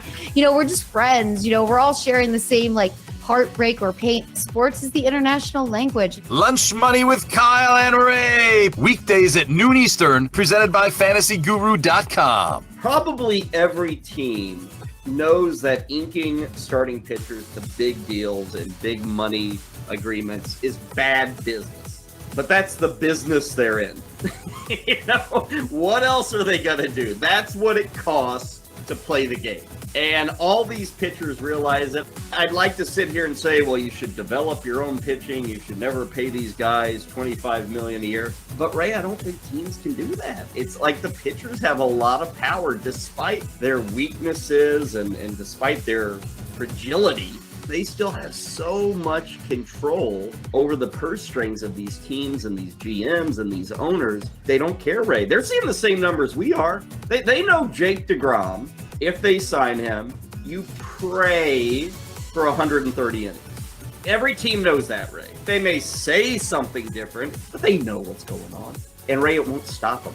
I mean, what do you think DeGrom gets in free agency this year? I think he'll get 4 or 5 years, and he'll get 35 a year each, right? Paying $20 million for Drew Smyly is stupid. Paying $200 million for DeGrom is idiotic, in my opinion. Jacob DeGrom has had 14 injuries the last 2 years. Like, every part of his body, it's just, and he's phenomenal. But you can't be locked in. If DeGrom makes 25 starts, 26 starts, if he throws 150 innings, you could win your division. You could win the World Series. I get it. But if he does the other thing, which is what he's done the last couple of years, your team is so hamstrung, unless you're one of like 2 or 3 teams, you can't spend your way out of that. However you're invested in sports, from betting to fantasy, collectibles, and more, join our community on Better Sports Network.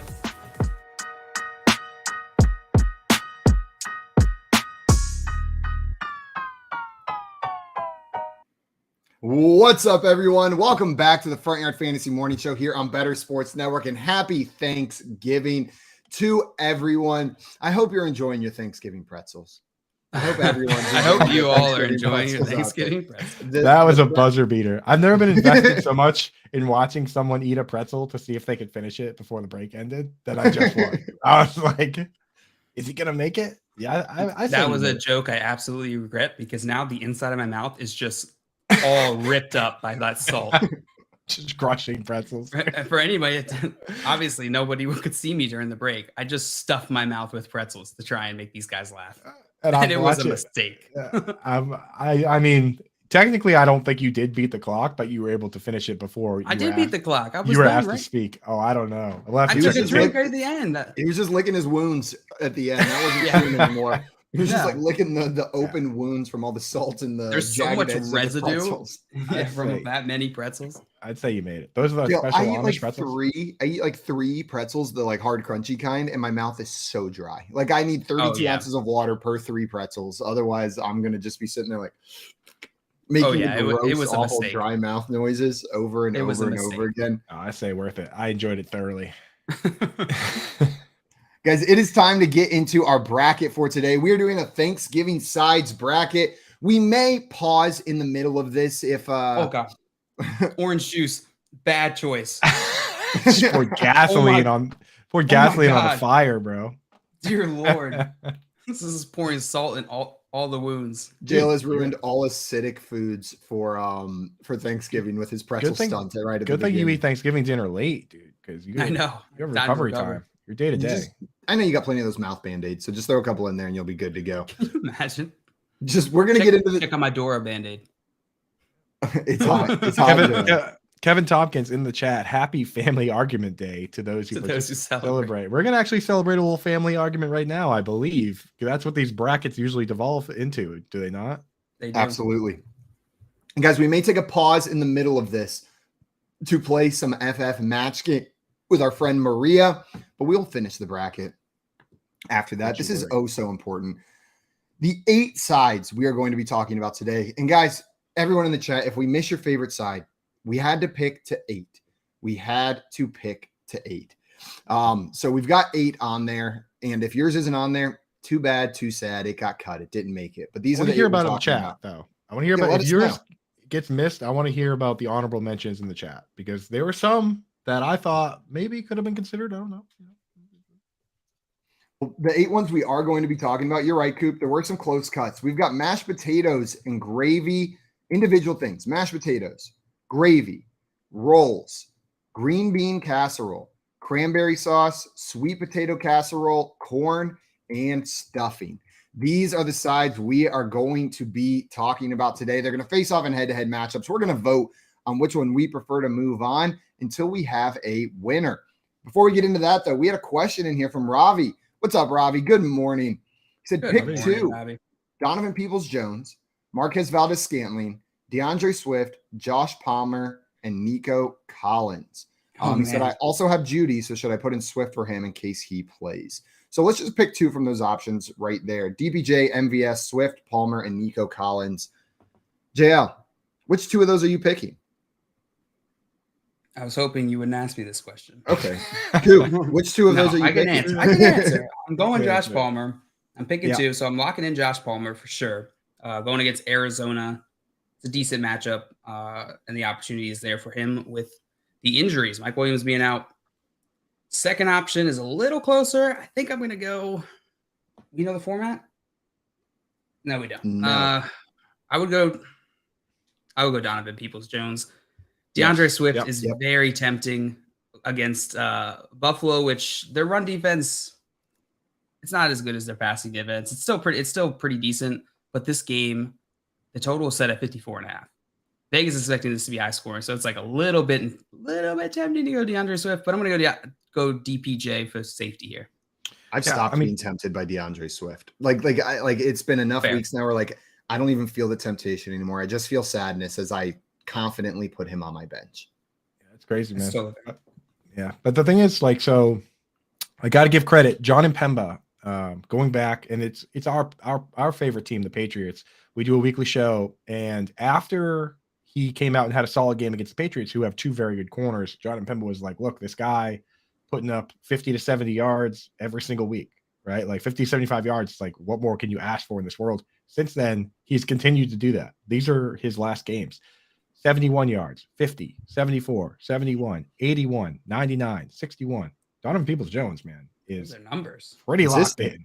Right? And now he's going to get a quarterback upgrade starting next week. I mean, lock him in. So I'm glad you picked DPJ there, JL, because so we're on the same page with that. We got full agreement. Eric also wanted to know, would you start Slayton in a tough matchup against the Cowboys or Garrett Wilson with Mike the White Knight behind him? So Garrett Wilson. Hate that nickname. Oh, it's Mike White the Knight is what he wrote. I just moved it.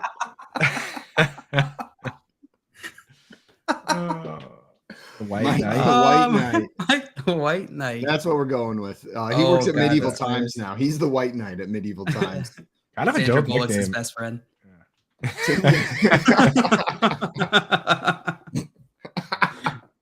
Sandra Bullock in another movie as Sandra Bullock.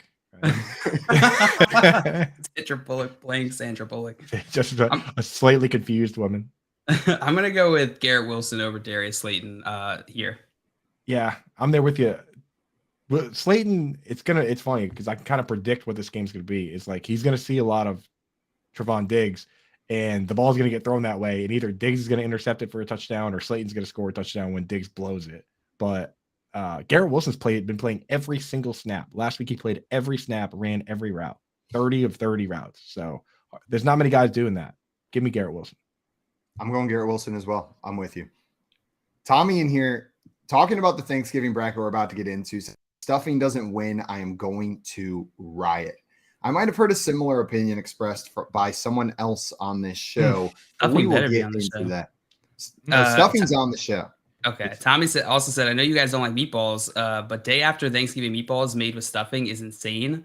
Bro, my grandma, she's like full Brooklyn Italian. Every holiday, does not matter what it is, there is pasta and meatballs. I don't eat meatballs anymore, but I know what the meatball life is like. So that meatball, would you just ball up stuffing and cram it in your mouth? Like, or what's I'm assuming no, they it's just a use it normal as an meatball. ingredient because there's bread and meatballs. Oh, we don't do stuffing in meatball. I'm just saying I eat meatballs on Thanksgiving, or used to eat meatballs on Thanksgiving. Really? I don't do it with the stuffing. That's Tommy's thing. Can't really mess with meatballs, dude. I mean, if you got bad aim, you can. I don't think it's any easier to throw a meatball than a baseball, Coop. Definitely not easier. I think you're right about that. Yeah, it's like throwing an egg. It's Oh, either goes very well or very poorly. Yeah, very well or very poorly.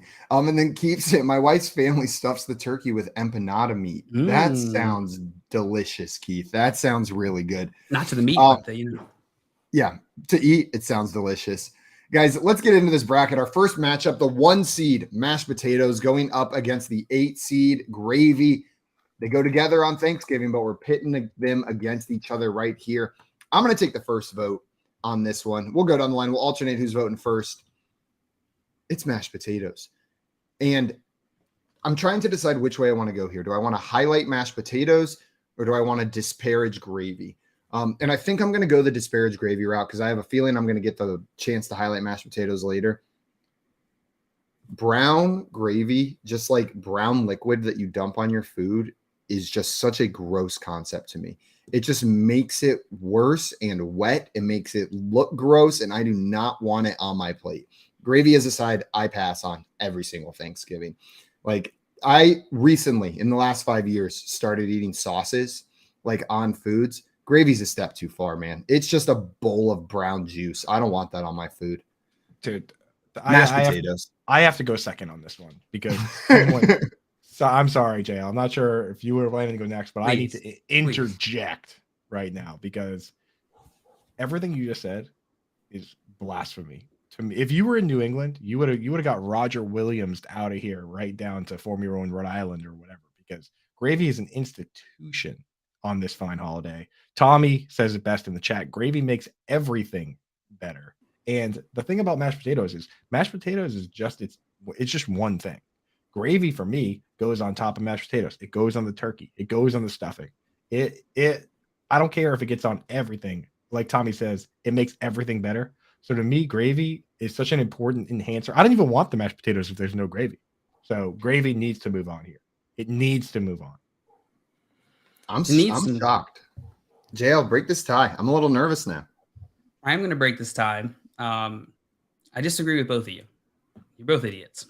Okay. But it's mashed potatoes. Oh! It's mashed potatoes. And a main reason for that is, vegetarian gravy is a little bit harder to make. Most people don't make that. So I don't typically get to eat that as much. I do like vegetarian gravy. I do like throwing gravy on my mashed potatoes, but you need the mashed potatoes. I'm not just going to eat just gravy. You don't have to. You put it on. I guess you don't eat turkey either. So I mean, this whole. So I got stuffing and gravy. I'd rather just have stuffing and mashed potatoes. Me and Tommy and the boys making our own side bracket. That's how everyone who plays bracket has that thought of like our I'm side bracket. My own, I'll put my own side bracket over here. Me and Tommy, gravy. Gravy's already won. Scott Fish is gonna come in and redo the whole thing anyway. So yeah, exactly, dude. Yeah, here's how it should have gone.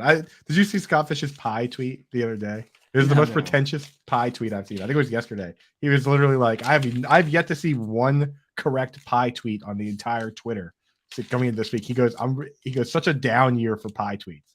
Then he didn't even weigh in with his own opinions. He just disparaged every pie tweet that anyone said. Not tweeting enough about pies. That's awesome. Although he even said that, he's like, I've seen a few that were just terrible. Like, not even just not tweeting enough, but just the pie opinions are terrible. Chris in the chat says, I love Thanksgiving football because it feels like we're getting 2 Sundays this week. Me too, man. Me too. It's the best part about Thanksgiving. Agreed. Man, there's so many sports today. We got World Cup games. We got 3 NFL games. We've got the Puppy Bowl that you get to watch as well. There's just unlimited sporting events. And we always talk about Simon and I always talk about how it's a little too much to have like 9 1 p.m. games. It's just like way too overwhelming. It's so nice just to be able to sit and watch like 3 games on Thursday, and then Sunday's going to be great. It's beautiful. They should do this every Thursday. Just start the games at noon on Thursday. Play a couple of them. So fun. Work days on Thursday would be lit. It'd be the best. Schwartz Center in here saying the only reason stuffing wouldn't win this bracket is because it's so good. I'd consider it the main event. So we've got some stuffing love in the chat so far. But let's move on to that next round. Stuffing is not in this next matchup. We've got rolls and green bean casserole facing off against each other. John Luke, you've got the first vote here. Where's it going? It was rolls or green bean casserole.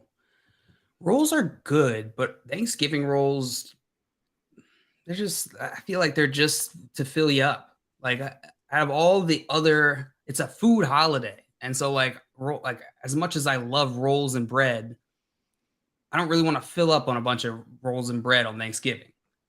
I'm going to go green bean casserole here. You really only get it a few times a year, and it's pretty good when made correctly. Coop, you agreeing with JL here on green bean casserole? Or are you rolling with the rolls to dunk in the gravy like Tom? I also need some veggies to counteract all of the carbs I'm going to eat today. Just carb overload on Thanksgiving.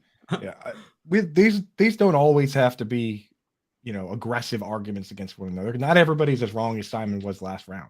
This round, JL makes a lot of good points, especially about the vegetables and the fact that you do need some of that. Like the adult in me says, yes, you got to have something green. Right. And they're good. Like it's good. It's not like you're eating plain spinach.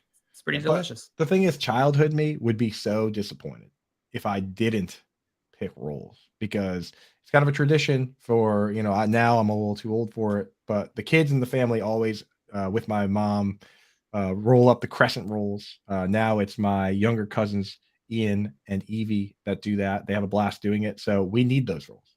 It's part of family. It's part of tradition. And as Tommy said, they need to be dunked in the gravy. So the rolls for me, the gravy's already out. So what's the point of getting rolls now? You got, well, not me and Tommy's bracket. So you guys, Simon, I respect your decision one way or another. It's just you would be disrespecting me and my family if you didn't. Okay, I'm starting to see how this bracket's going to play out. And Coop, I don't think it's going to be fun for you. I think JL and I are a little bit more in sync on some of this. I love a roll. And here's the move with rolls. Before I make my decision, with rolls, you cut it open, you fill it with some mashed potatoes, you put some other veg, and you have stuffing, just green bean casserole. You put a little bit of all of it in there, and it is just a carb on carb sandwich with maybe a vegetable or two sprinkled in, and it's sounds pretty dry. No, it's not. Sounds like your mashed potatoes aren't wet enough. Then, if that's a dry sandwich, sounds like I could use some butter. In real life, I throw some vegetarian gravy on there. Ooh, that's the leftover move. No one's allowed to have gravy on Thanksgiving Day, and then the day after you do the Sammys. No one's allowed to have gravy. Hey, well then you're not allowed to have mashed potatoes. No mashed potatoes for Coop. You're having a Alex sandwich in the chat said, "Hey guys, what up, Alex? Good to see you, my friend." What up, Alex? I'm going to go with what JL voted for. I'm going to go with the green bean casserole. I make a mean green bean casserole. It is my specialty on Thanksgiving. It's what I'm responsible for whenever we do Thanksgiving with my girlfriend's family. I do the green bean casserole. How many of the fried onions you put on there? Oh, I put an absurd amount of the crispy onions. Like where people go like I asked Leanne, like she's like, wait, how many batches of green bean casserole are you making? I'm like, just one. But I still need 4 bags of crispy onions. Like I need 4 64-ounce bags of crispy onions. Finally, something we agree on, dude. Those crispy onions. Best part. And then you need an extra bag just to eat while you're making the casserole to like stick your fingers in and you can. 100%. You got to eat it as you go. Alex said a good green bean casserole is absolutely top tier. Facts. Yeah, tier 1 on the trade value. Simon says what'd you call yours? You called yours the mean bean casserole? Or you said you made it? I made a, you know what? I didn't, but that's what I'm going to say. I said, I make a mean bean casserole. Guys, green bean casserole is going to move on then. 2 votes. Coop, I know you voted against it, but it sounds like you're not too mad about it. No, it's a good one. Green bean casserole advancing. It's good. Plus I got me and Tommy's bracket over here on the side. Gravy and rolls have advanced. Coop, you've got the first vote on this one, and I might get mad about this one. We'll see. We'll see how it goes. It's cranberry sauce versus sweet potato casserole. So your yams versus cranberry sauce. Coop, where are you voting? Yeah. So now this is a tough one because the New Englander in me, suggests that cranberries need to be there as an industry. I kind of live in Cranland up here in New England. That's the so harvest staple. Yeah, the big time. We get pretty bogged down up here with the crayons, but I have to say, I have to say that cranberries, to me, cranberry sauce is kind of a standalone thing. Like you don't like pair it with anything. It's almost like a palate cleanser. I guess you can throw it in the sandwich, which I like to do, but I just feel like the entire meal wouldn't be ruined if it wasn't there. Whereas you got to have it with the turkey. You eat the cranberry sauce with a bite of the turkey. You put them together. That's crazy talk. Anyway, the sweet potato casserole, like you have to have some sort of casserole. Since me and Tommy do not have green bean casserole on our bracket, I'll be voting for sweet potato casserole. When it's made properly, it's practically a dessert, which is just amazing, delicious. So sweet potato casserole is a vote for me. One vote for sweet potato casserole. John Luke, what are you thinking here? I think you should go next, Simon, because I think you feel passionately about this one. I'll go next. Yeah. And sweet potato casserole, like I'm expecting potato and then it tastes like shitty dessert. I just feel like it's living somewhere between savory and sweet, and it hasn't quite made up its mind. And I don't want to be there for that decision. Figure yourself out, then come back to me when you've decided if you're savory or sweet, because it's just a little bit too much for me. Cranberry sauce is necessary, and it has to be the cranberry sauce from the can. I want to see the grooves of the can on there. I want it to jiggle. I want it to look gelatinous and disgusting. I want that canned processed cranberry sauce. It's a staple of every Thanksgiving meal. I'm voting cranberry sauce on through. All right. Cranberry sauce and one for sweet potato, right? One for sweet potato. It's tied. On the tiebreaker. Simon, I've been going with you this whole bracket. I think it's time I go with Coop. The reason is I would try a sweet potato casserole. Wouldn't try any cranberry sauce. Sorry, buddy. I'm going sweet potato casserole. You guys are missing out. Scott Fish coming in here saying Simon is 100% correct. It has to be canned cranberry sauce. Thank you, Scott. I agree. It's a losing battle for me sometimes. Now I got to ask, the canned cranberry sauce, do you like the one that has like the chunks of cranberry, or it's just like just the Me too. I agree that I do like that one, even as a cran guy. And I saw Dustin put in the chat said that Wisconsin produces the most cranberries, and that of course is true. Wisconsin's also quite a bit bigger than Massachusetts. Massachusetts is second only to Wisconsin. I'm doing a little bit of the math here. I'm working the math out to see who produces more crans per mile of land. So I'll have that number for you shortly. But I mean, looking at the chat here, Wisconsin and Massachusetts are way ahead of everybody else, more than double any other state, Oregon and New Jersey. So props to Wisconsin, of course, but Massachusetts right there when it comes to crans. Right there. And keep saying hard disagree. Homemade cranberry sauce is amazing. And Tommy's saying, remind me to never come to your house for Thanksgiving. Just because I don't prefer something doesn't mean it's not going to be served. You will have the best sweet potato casserole, and you're going to have more of it because I'm not going to take a bite if you come over, Tommy. Honestly, we'd probably make great Thanksgiving housemates because you would eat the gravy and the sweet potato casserole, and I'll eat the cranberry sauce and the mashed potatoes, and then everyone's happy. We're going to have all of them. They're all the sides present, Tommy, but you're not invited, so it's okay. We've got our last matchup here. It is corn versus stuffing. Two kind of heavyweights, two traditional Thanksgiving sides. I feel like these are some of the first ones you think of. JL, we'll give you the first vote here. Corn or stuffing? I got to go stuffing here. Corn you can have any time of year. Like I eat corn 365, does not matter. Stuffing I also eat 365, but definitely less frequently. And more, it's definitely grouped more around the Thanksgiving holiday, but not always. I'm going to go stuffing.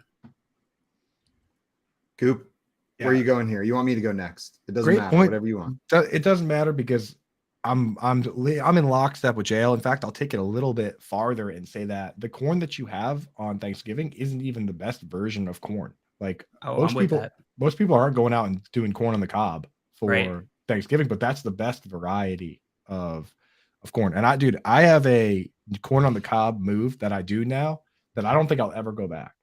Now, you've heard of sous vide, the immersion circulator cooking? Yeah, that's it. I started going the long way.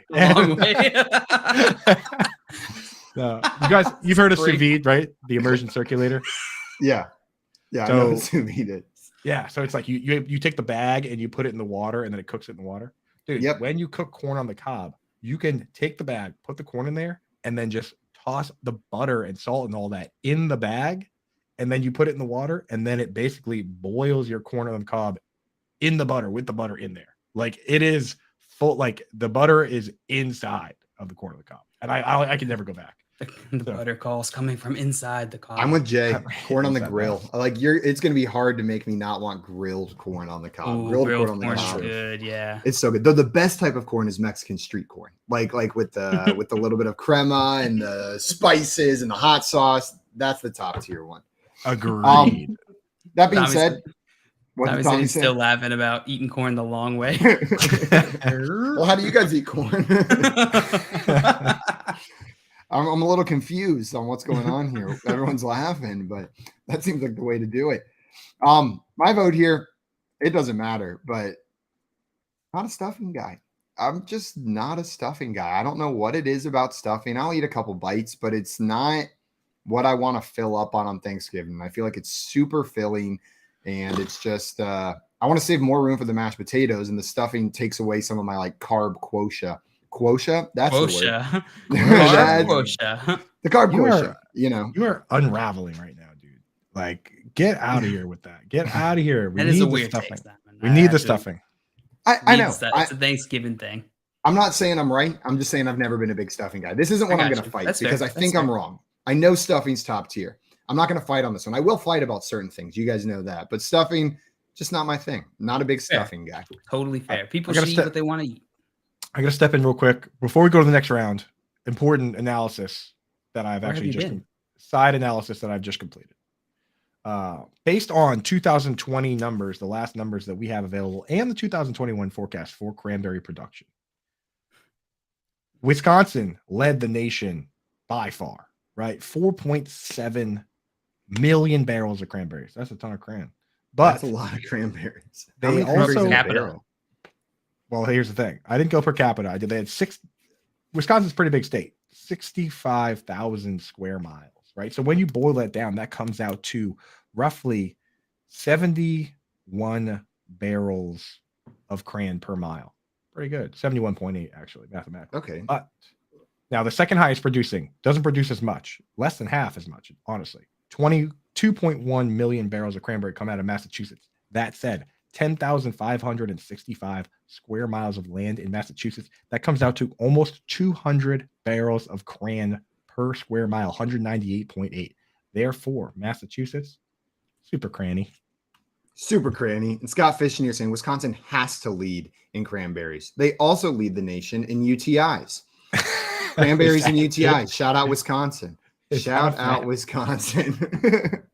Guys, we're moving into the second. Institute? Yeah, the Urinary Technical Institute is what that stands for. We're going to move into the next round here, our semifinal matchup, and oh boy, is this a good one. We've got mashed potatoes versus green bean casserole. Now, mashed potatoes versus green bean casserole. I'll go first on this one. I love green bean casserole. You know what? I love it so much. Mashed potatoes are a staple. They've got the tradition going for them. It's necessary to have mashed potatoes on Thanksgiving. But what do I look forward to more? That creamy, crunchy, delicious green bean casserole. Extra spicy. I'm putting the green bean casserole through to the next round. Sorry, mashed potatoes. It's an upset, even for me, but I'm rolling with green bean casserole. You did all this. You did all this mash talk, and now you come back. All this mash talk. All the mash talk. I forgot how much I love green bean casserole until it was looking me in the eyes, and I was like, "Oh man, I love you so much." You talked about mashed potatoes during rolls. You talked about mashed potatoes during sweet potato casserole. You talked about not eating stuffing so you could eat more mashed potatoes. And then you go back and just stab mashed potatoes in the back like this? Yep. It was very easy to stab them. They're not. They're very, pretty squishy. They're pretty squishy. Yeah. It's just like with a quick like a fork. You can kind of stab It's them. like, with sorry, anything. guy. Just All my right, Joe, finger. Go ahead, Joe. I just had to. I mean, Simon, you're all over the place out here. Yeah, that's you're tilting here, Simon. It's got to be mashed potatoes. It has to be mashed potatoes. They're everything. They're everything, Simon. Everything. Yeah, they're the ones. They're a blank canvas for butter, cheese, gravy, whatever you want to put on there. But it's a delicious canvas. Mashed potatoes are so delicious. If I'm gonna let gravy get disrespected by mashed potatoes, then I have to advance mashed potatoes, and I want Simon to have to face his poor decisions here. I do think green bean casserole deserves some respect, but mashed potatoes moves on. Let's move them on. Tommy, for our side bracket, gravy or rolls? I'm voting gravy, but I'd hear you out. So let me know in the chat. Yeah, gravy's got to go. Gravy's going forward in the side bracket. Also, right. Better Boss in the chat saying happy Thanksgiving, everyone, and agreeing with me.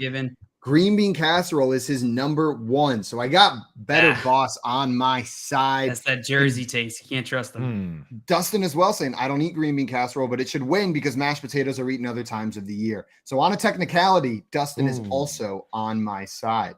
So I know you guys are upset with me, but I think it makes sense. That's not how I decide my bracket, though. You got people in your corner. Me and JL are probably fired now because Better Boss is we voted against Better Boss's favorite. But I got to do it. I got to go with my heart. Mashed potatoes, moving on. The next semifinal matchup is sweet potato casserole versus stuffing. Sweet potato casserole versus stuffing. Both things I voted against in the first round. John Luke, where are you going here? Come on. Counting on you here, JL. It's stuffing. It's stuffing. Get the sweet potato casserole. Get that. Throw that on the lawn. Who needs it? That's maybe a little disrespectful to the sweet potato casserole. But I'm just saying, if you have to throw one on the lawn, I agree. I'm throwing sweet potato casserole on the lawn. I'm not even going to give Simon a chance to shut stuffing down here. But Simon, go ahead and tell us that you did you listen to my sweet potato casserole take? I said I'm not a stuffing guy, but with sweet potato casserole, I just disparaged it for like 2 minutes before voting against it.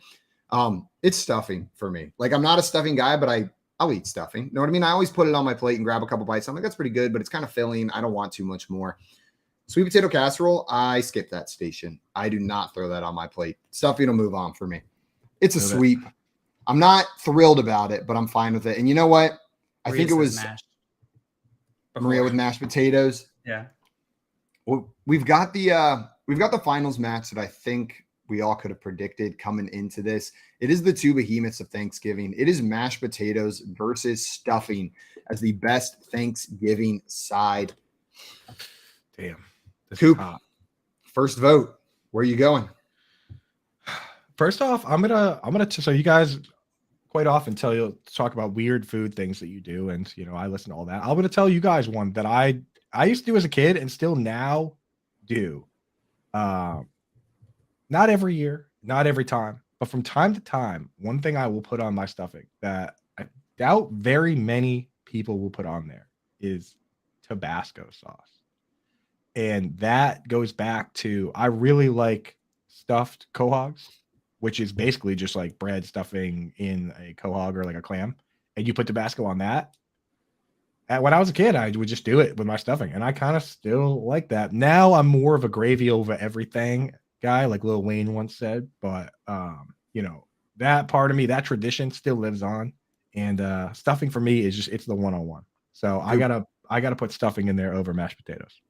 I put hot sauce on everything. It's Valentina Black Label, not Tabasco, but I throw that on literally everything, but I've never tried it on stuffing. That's going to be a game changer next time I have some stuffing. I'm going to throw some of that hot sauce on there, and I bet have a chance today. 10 times better.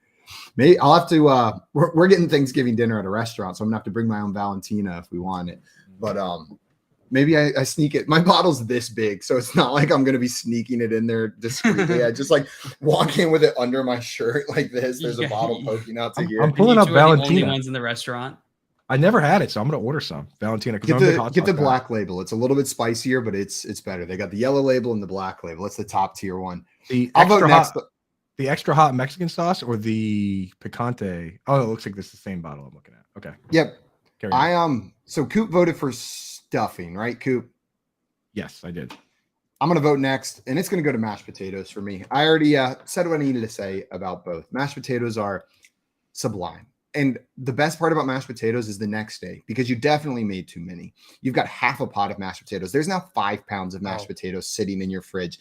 And when it's 11 p.m., you ate dinner a little early and you're getting very hungry, you go and you get a plate and you start scooping. You're like, I could do a little more. I could do it. And then you look and all of a sudden the entire plate from edge to edge is just full of mashed potatoes. You put like half a stick of butter on there, some shredded cheese, melted in the fridge. I mean, in the microwave. It is so delicious. The best leftovers, the best late night snack. Mashed potatoes, you deserve this championship. But JL gets to decide the winner. It's 1 vote for stuffing, 1 vote for mashed potatoes. You get to decide who goes home the champion of the Thanksgiving sides bracket, John Luke. This is tough. I just said mashed potatoes is everything. I'm going to go with stuffing, guys. No! I'm going to go with stuffing. Let's go. My I did man. it for you, Granddad. Let's go. I did it for you, Dad. Granddad. Granddad. Let's go, dude. Dad. Tommy, I think, you know what? The boys, they took us on a bumpy road, but they made us proud. Tell us, Jay. What we got to I our tried my destination hardest. after all. I tried my hardest to ruin it the entire time based on what you guys wanted. But I'm fine with stuffing winning. Mashed potatoes was in second. Just thank God you guys didn't make like green bean or a sweet potato casserole or gravy the winner. Oh, God. Gravy, dude. Gravy might be the winner in my heart. But I think me and Tommy would pick stuffing. It was stuffing versus gravy in the real bracket.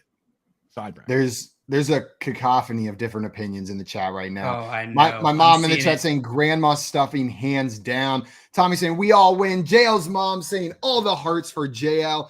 Maria, JL's fiance with the WTF. Dustin coming in. JL is uninvited to Thanksgiving. No Can-Do'sville, baby. And Scott wasn't coming anyway. Scott Fish said, I knew one day my friendship with JL would end. This is the day. But it ended a while ago, to be honest. Stuffing over mashed potatoes. we put JL in the most unenviable spot. I love that it just all the vitriol is going right to jail, not us. Yeah, I'm like, yeah, I did it for my granddad, and everyone's like, oh, boo, boo your granddad. Yeah. We want mashed potatoes. The mashed potato mob is pretty serious, huh? Listen, I want both of these things. If anybody tried to make me choose, I'd beat them up. You're getting them all. Yeah. JL's gonna fight you if you try to punch take him his right stuffing in the nose. or his mashed potatoes. Punch him in the beezer, as my old Aunt Mary used to say. I think it means nose. It means nose, but you can be creative whenever you're interpreting it. Guys, coming up, we are going to play the fantasy football match game, and we've got some previews for these Thanksgiving Day games. You're listening to the Front Yard Fantasy Morning Show here on Better Sports Network. Front Yard Fantasy, weekday mornings at 7 Eastern on Better Sports Network. There was a tweet about the refs that had me kind of cracking up the other day because somebody was like, we have the technology to track the ball down to a centimeter and figure out, what speed these guys are running on the field. Yet somehow we still mark the ball by That's my favorite. a 60-year-old dude eyeballing it, and then we run over with literal chains and measure it. It's like, you think we could probably get that figured out. The least precise way to measure something, and then immediately following that up with a super precise way of measuring something. Yeah, it's like we have satellite. Like if you're a millimeter short of that chain that they bring out there, that they ran out it as best they could in a straight line. But if you first they just go here, and then they grab the chains and they run in the straightest line possible. But then if you are 1 millimeter short with that football, doesn't count. Sorry. Couldn't have been human error. You're just short. That's exactly. And, they bring up the index card or whatever. Meanwhile, they have satellites in space tracking how fast Brandon Ayuk ran on an end around. But we can't, and I can see that number live while he's doing it. Like I can see every player's speed on the screen live. And I love that. It's and not to mention that dude's trying to make the spot and the player always tosses the ball right into his face. Right? He's coming over to spot it, and it's every other time the player just here you go. Here's another thing to juggle. On call with Dr. Roto. If the Giants don't win another game this year, I'll be shocked. But B, I'll still think that they're better than they were with Joe Judge. Much better. Because I think Brian Dable's got a lot out of this team already. And I'm seeing what this team could be. See, that's the problem with owners and general managers. I see Nathaniel Hackett and I see a guy who can't get it done. I see Matt Rule and see a guy who never should have been hired. Disaster right away. Sometimes a good coordinator in the NFL is better. I don't even say sometimes. Most of the time, a good coordinator in the NFL is better than a college coach because the NFL coordinators, they know the system. They've been there. They've played. They've been around it. For the life of me, I don't know why Eric Bieniemy hasn't gotten a job yet. Deuce Staley is going to get a job. Somebody's going to hire that dude. When you've been around the game, you understand it. These college guys come, they don't know it. Join the show with one touch of a button. 3.0 on Better Sports Network.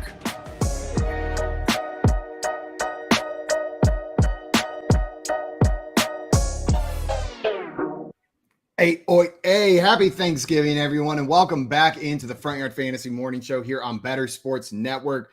Joining us right now, we've got our friend Maria, FYF fam, coming on to run some fantasy football match game for us. And Short Center in the chat, guys, I just had to highlight this comment. Said, luckily, we don't have to pick just one side today, boys. It's like drafting a primetime lineup with an infinite budget. Just sit back and enjoy the sweet, sweet victory. You're right. Woo! You're right. You are so right. Maria, thanks so much for joining us on Thanksgiving to play some match game. Of course. Morning, gentlemen. Good morning.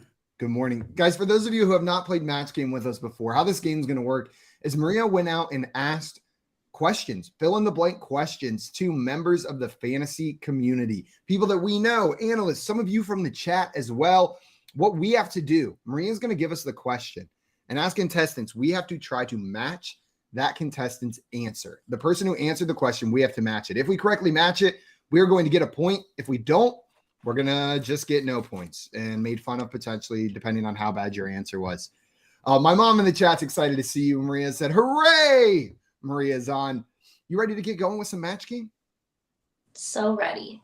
You know what? Before we do that, I asked all these guys their favorite Thanksgiving like memory or tradition.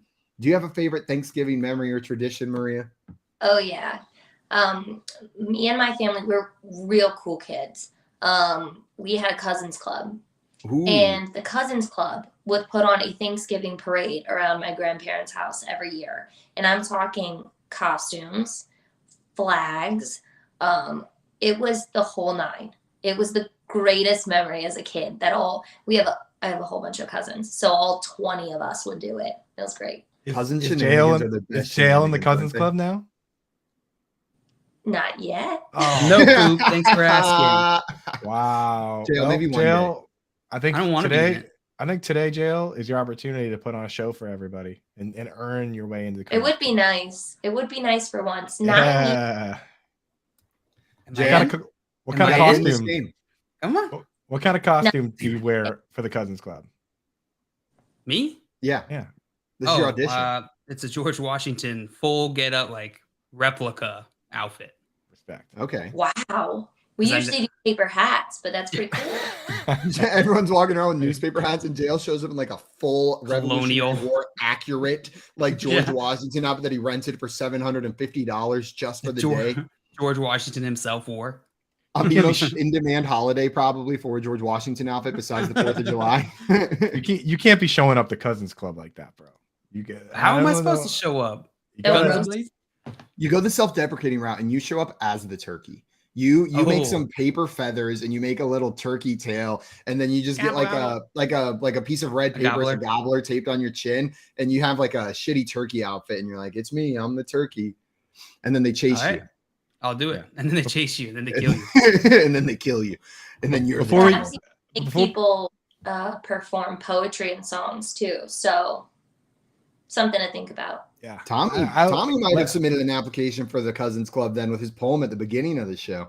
He wants in. Oh yeah, I honestly thought of that right away. I was like, that would have been a hit at my grandmother's house.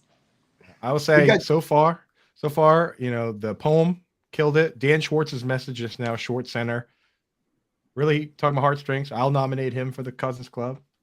Jail, not quite there. We got DJ Duvernay in the chat. Hey yo, happy Thanksgiving, DJ. Happy Thanksgiving. The DJ. traditional Thanksgiving greeting. Hey yo, happy Thanksgiving. Hey, oi, hey. Hey, oi, hey. Maria, you ready to get into some match game now? I'm ready. I asked our friend Scott Rainier, I said, Taysom Hill is thankful for blank this year. Taysom Hill is thankful for blank this year. And this is Munder Difflin on Twitter, our friend Scott Rainier. Munder Difflin, go check him out. And we have to say what Taysom Hill is thankful for on Thanksgiving this year. You got it.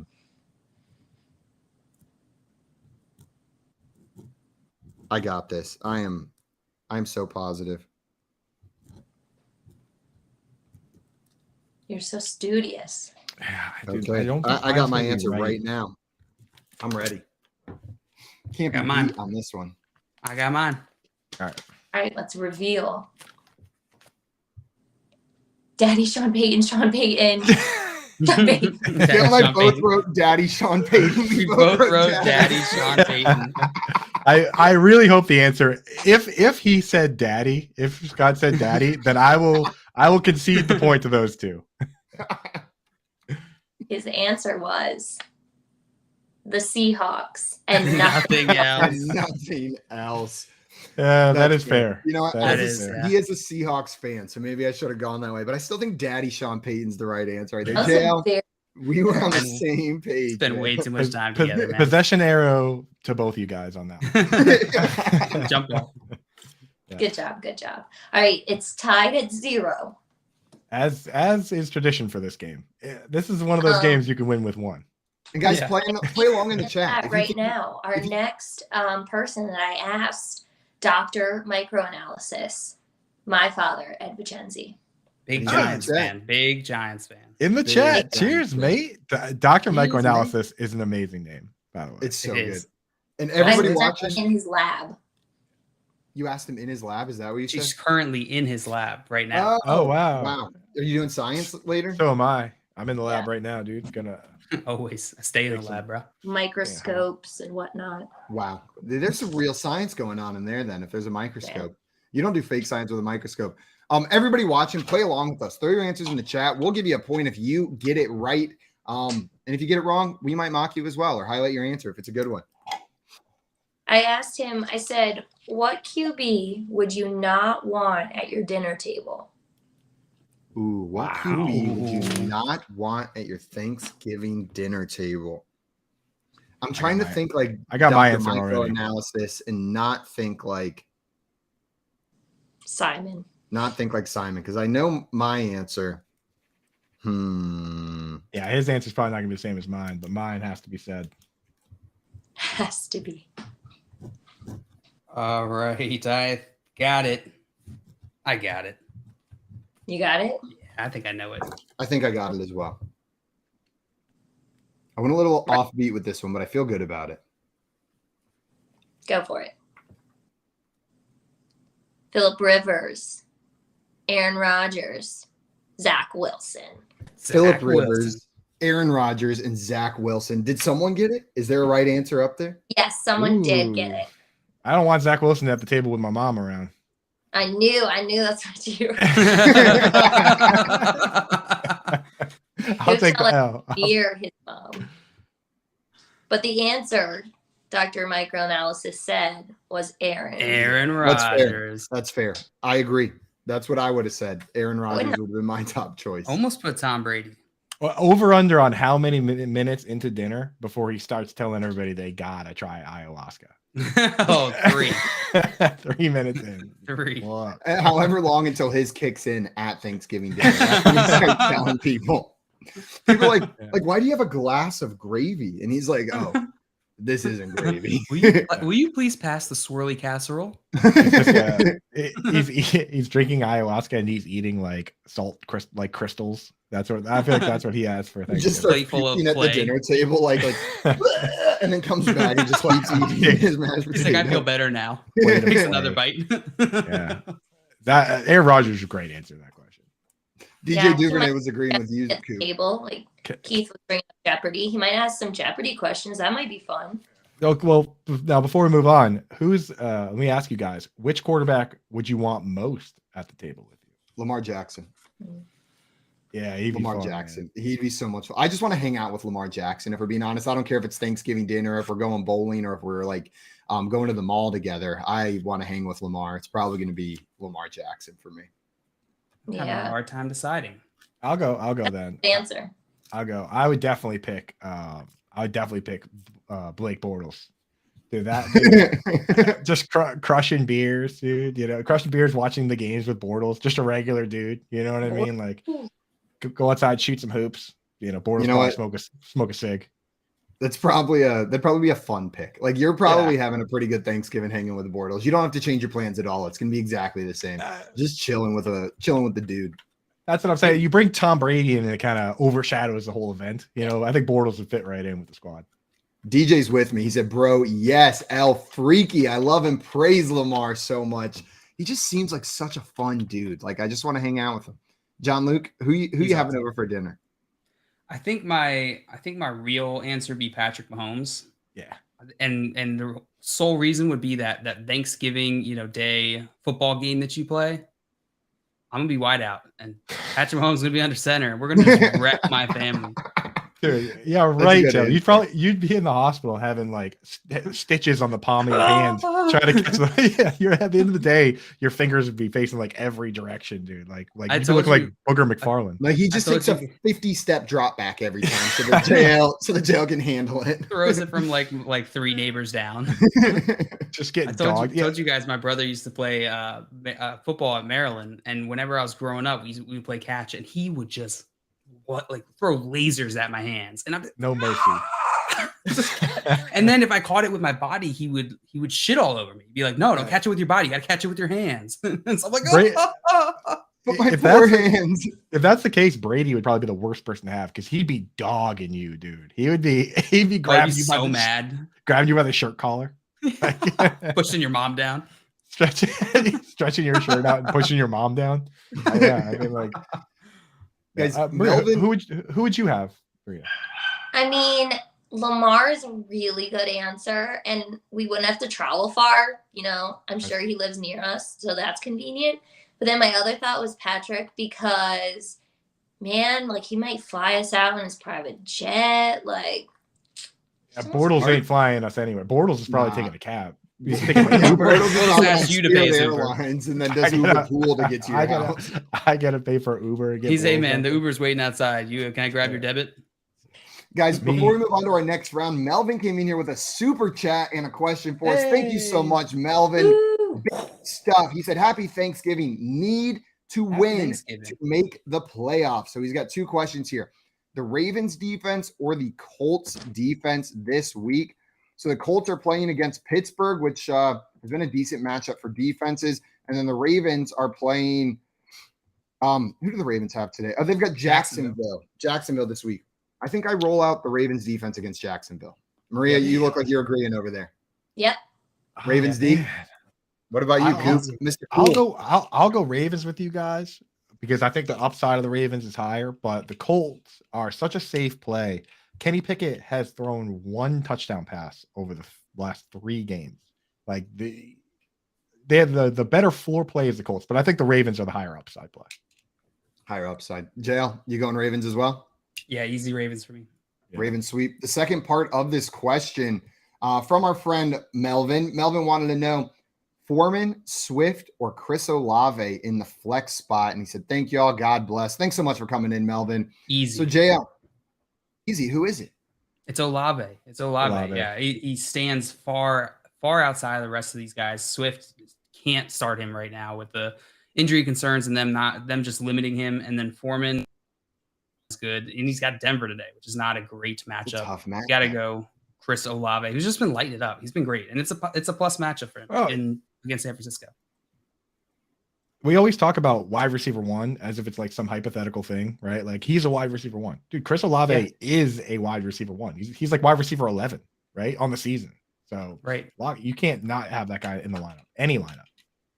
Absolutely. DJ wanted to know, are we worried about Saquon having a rough outing with most of his O-line out against Dallas? Maria, I know you're a big Saquon Barkley fan, big Giants fan. Are you worried about Saquon Barkley in today's Giants game? I always worry about him, but I know what he's capable of. So I always hope for the best with him, and I know that he can kill it.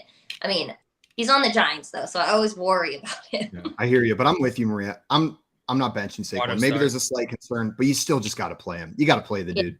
We talked about this with Peaked in High School trade daddy Alex Korf yesterday. Do it. 83% of the snaps is what Saquon's playing. Absurd. No one's even Number close to one. that, man. You're not going to get that anywhere else. So got to have him in there. And then what about DJ also wanted to know, does Diggs or Gabe Davis have a better matchup against Detroit today? Coop, what are you thinking there? I mean, the better matchup is going to be, well, that's the thing, man. With Okuda, every once, like they don't always put him on the top corner. Like sometimes they put him on the flanker. So, I mean, maybe the plan is to just take away Gabe Davis and bracket Diggs. If I knew what the plan was every single game for every single, team, then I'd probably be an offensive coordinator, but I'm not. I'm hanging out with y'all. So I think that you start Diggs. If you're going to pick one, you start Diggs. Unless this is a DFS question where you're trying to save a little moolah, it's Diggs over Davis every single week. Yep. I'm with you. It does feel like this is the potential for a Davis game, but I'm not starting him over Stephon Diggs. Not starting him over Diggs. You guys, I was to say the only way you do that is if you have a very specific player you want to get in a DFS lineup, and going down from Diggs to Davis gives you the money you need. That's the only time I'm doing it. Yeah, I think Davis is a great DFS play. You guys ready to get into that next round? So far, JL is winning 1-0, if I'm not mistaken, right, Maria? Yep, you got it. Let's do it. All right. This one was asked to our dear friend Scott Fish. Ooh, the fish himself. The fish. Other than turkey, a Thanksgiving meal must-have is. Oh my God. He was in the chat talking about this stuff earlier. Mm-hmm. Other than turkey, a Thanksgiving meal must-have. Oh, this is a good prompt. You think you got it already? I wrote it down. Ooh. I'm going a different route. I changed my mind. I think Scott's sneaky. You know Scott, right? Yeah, I just crossed. No, I don't know. I'm going to go with the chalk on this, but yeah, I know Scott is. Keith said, "What would a meal be without fish?" Scott's poetic. He's romantic, but I think on this one you might have just gone with the chalk. So that's what I'm picking. Oh, he's romantic too. I think he is, dude. Of course. I think he is. Of course. All right, if you're ready. Family mashed potato, double mashed potatoes. Yeah, I'm trying to play defense here against Scoop in case. Yeah, you knew where I was going. He said in the chat earlier he was going to disown you, right, for picking stuffing over mashed potatoes. So I got to go with the context clues I've been given. I think you guys are going to learn something today. Cranberry. Snicker salad. Of course, it's Snicker salad. That is the most Minnesota thing I have ever heard. Snicker salad. Snicker salad. You guys know what it is? Never heard of Snicker salad. I know you can had to look it up, and he told me to force you guys to look it up. But here's how it wasn't going to hit. Vanilla pudding, Snickers bars, Granny Smith apples, Cool Whip or whipped cream with caramel sauce on top. Oh, I'm in. Give me a giant bowl of that. I want that in my mouth right now. I'm changing all of my answers to Snicker salad from now on. What in the world? Scott Fish picked Snicker salad over his family. he goes. He comes in the chat. His family is such a good answer. Dang, Simon. I'm looking at pictures of. His family? Of Snicker salad right now, though. Yeah, I'm looking at pictures of. One screen has Snicker salad, the other is a picture of Ian on it, and I'm like, just Ian. I'm like, I don't know. I would have to pick Ian, but I'd be disappointed. I'd be disappointed I didn't get Snicker salad. I think that we should all make that today. Oh, I'm in. I was just thinking I got to stop by a Walmart or find a store that's open to get the ingredients to make some Snicker salad tonight. You should just stay in and eat stuffing with hot sauce and Snicker salad, bro. Skip the dinner. Skip it. Guys, we had We had another super chat here come in with a question from our boy Lucius. Lucius, thank you so much, my man, and happy Thanksgiving. He said, start one in half PPR. Ramondre Stevenson, Brandon Ayuk, or Michael Pittman? That is a great question. Coop, with your Pats jersey on, are you plugging in Stevenson or are you going with one of the receivers, Ayuk or Pittman? Man, that is a very tough question. And I got my super chat glasses on, Mr. Cool in the house. Steve, so the thing with Stevenson, people are worried about Damian Harris, but he only played like 19 snaps. Ramondre Stevenson played 49. He got virtually all the pass work. And I think this is a pretty good matchup for Stevenson. So for me personally, in half PPR, I'm going to go with Ramondre Stevenson. I mean, half PPR is a good format for Ayuk and Pittman, but if it was full PPR, I'd lean into the wide receivers. But in half PPR, give me the running back. I don't know. What do you guys think? I'm with the Coop. I'm going to go running back as well. I think I'm going Ayuk. I think I've loved what Ayuk has been doing. He's on the field like pretty much 100% of the time. And dude has shown recently that he's a playmaker. He's not just second fiddle to Debo. He's a top tier wide receiver in his own right. It's a decent enough matchup that they've got this week. I'll roll him out. It was Damian Harris's first week back, right? And the work that he got, like he was already more involved than I thought he would be, even on the limited snaps after what we'd seen from Stevenson. So I wouldn't be surprised to see Harris break off an even bigger chunk this week now that he's been back for a little bit more time. Now, the one thing with that, be careful with the Saints because they are letting up less than 200 pass yards a game. They've been kind of stingy. They have the Marcus May and the boys pretty good. They're really good against the tight end, so it's kind of a tough matchup across the board for what the 49ers like to do. But I don't know. The Saints they're not the best, but they're also, they're pretty good. They're pretty good against the decent. It's not one that scares me away, but you're right. It's not one where I see it and I'm like, must start against this team. They're eighth best against the pass. Absolutely. We ready to get into our next round? I think the score is now still 1-0 because no one guessed Snicker salad, surprisingly. I don't know how you guys think of that. Scott, we keep asking Scott these. I feel like he pushes an agenda every time. But, we all learn a little something, but that was 100% to educate us on Snicker salad. And I appreciate it. Good choice. I do. I learned something today. All right. Well, Simon, I know that you're not getting to see your family this Thanksgiving. So I thought I'd bring a little family to you. Aww. This comes from Jolly Rancher. Mama Grunewald. Mama Grunewald. Oh, now there's pressure. I got to get it or I'm going to get disowned. So I asked her, I said, after it stopped snowing in Buffalo, the first thing Josh Allen did in the snow was blank. She has no idea who Josh Allen is. So this is going to be what she thinks someone would do in the snow. Who has asked this question? My mother. Simon's mom. Jolly Rancher. She does.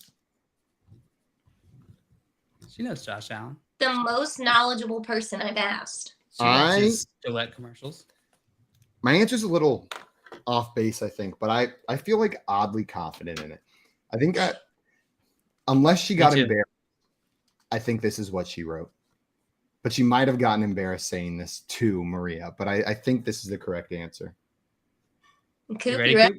Very much. So. Very much. Yeah, peed in it. Snow Peed Angel, peed in it. Yep.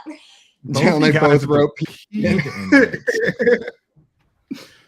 I think we have an advantage because we know Simon's mom. Another point on the board. Lie down and make a snow.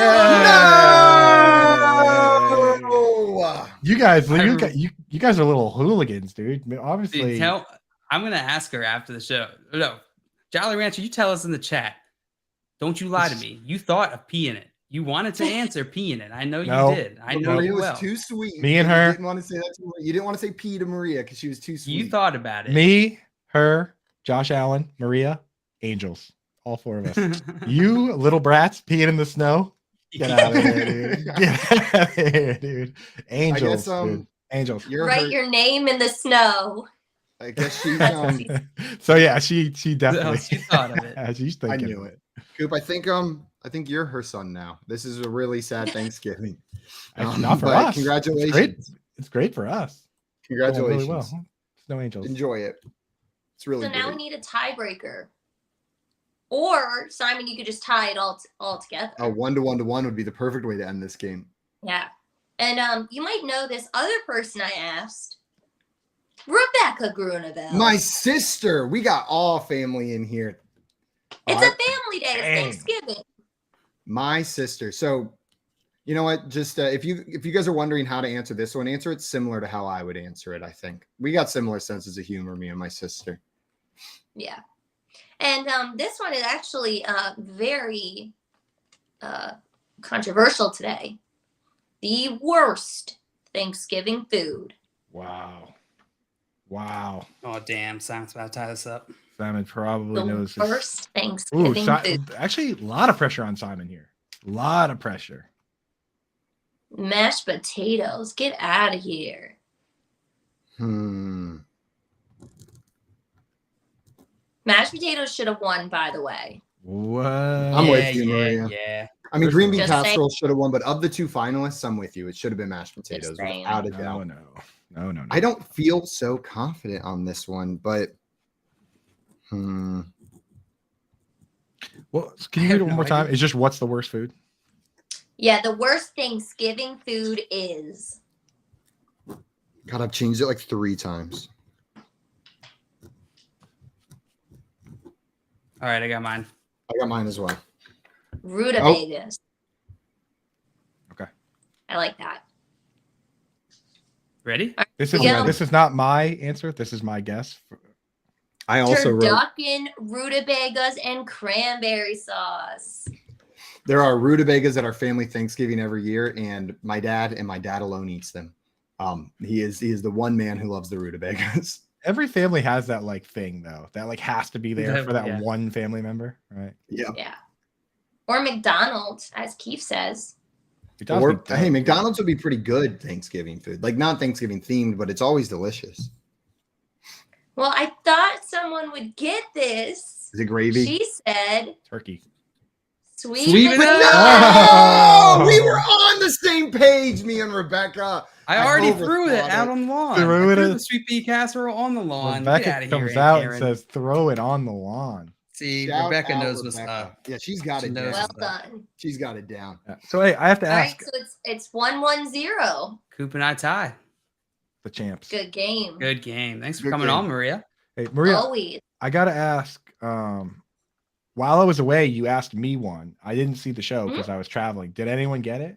Did anyone? It was the question was you asked me. Have fun exploring Europe. It was OBJ. OBJ. Where will he sign? Yeah. Yeah, we feel like did. someone did get that right. Okay. I don't remember if we got it right, but you did ask it. Yeah, I said. Yeah, but I feel like I'm someone with got a JL on point. this one. I don't know if it was sign in or. I said Bills for maximum chaos. That's for.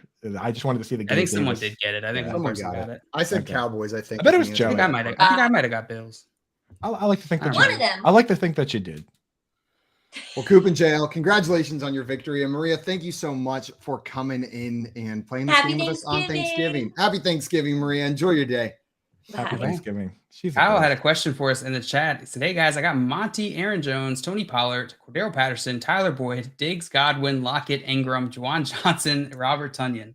Pick Happy 2 running Thanksgiving. backs, 2 wide receivers, 1 tight end, and 1 flex. Full PPR."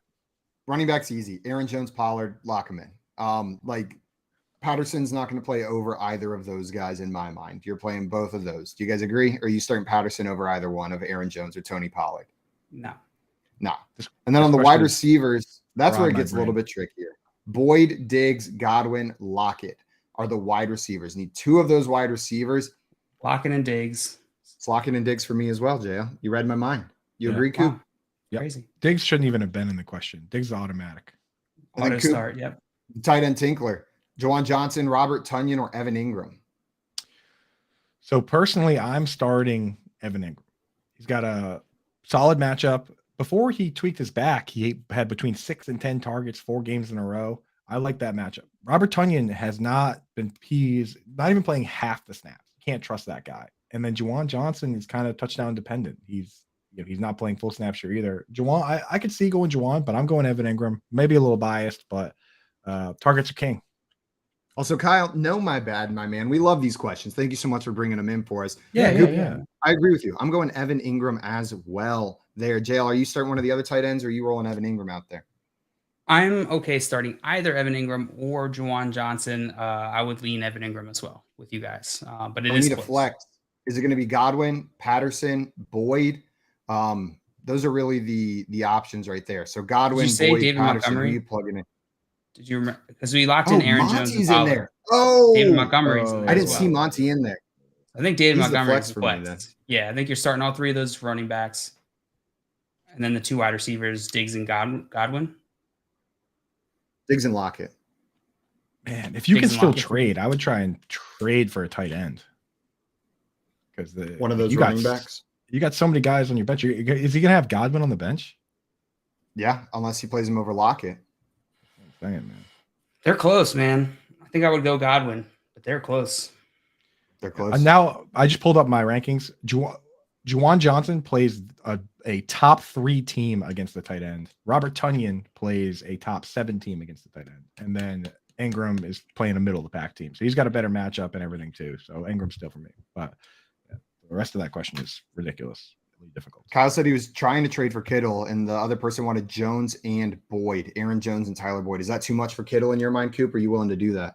I mean, dude, if you're never going to play Boyd, I would do it. Because it's like, I think Aaron Jones for Kittle is pretty fair. And if you're never going to play Boyd, which if you have Lockett and Godwin and one of them was on the bench, I think I would do it, man. I think I would do it. Boyd's value is about a dip too, with Jamar Chase coming back. Right. And then you can drop Tonyan and probably Juwan Johnson. And man, I'd do that trade. I'd do Aaron Jones and yeah, I would do it, man, just to make your life easier. Sounds like your team's loaded. Why not just finish it off? Consolidate. Yeah, even if you're not getting the most value out of it, I think it's fair value. Yep, I'm with you guys. Guys, coming up, we are going to preview these Thanksgiving Day games. And if you've got questions, throw them in the chat. We want to keep on answering all of your fantasy questions today. You're listening to the Front Yard Fantasy Morning Show here on Better Sports Network.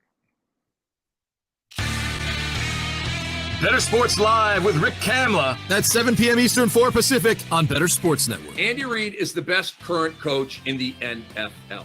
He's better than Belichick. Belichick has lost his way.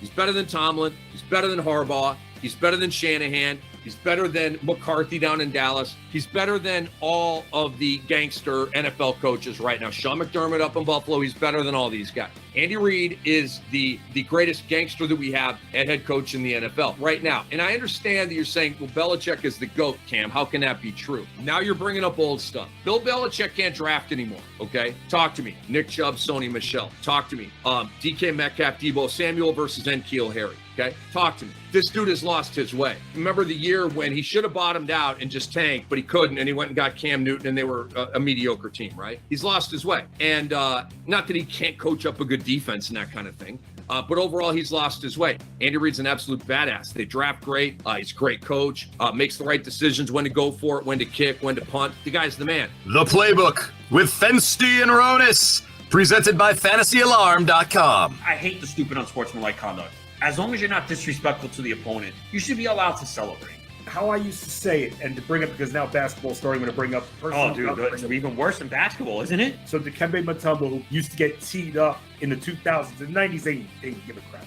2000s, though, when they tightened up the rules, they used to tee him up more when he did the Dikembe finger wag. But they wouldn't tee him up if he did it to the crowd instead of looking at like Eton Thomas, like one time I remember, and doing it right to him, or when his back was turned, doing it right to him. If he did it to the crowd, they would never call it.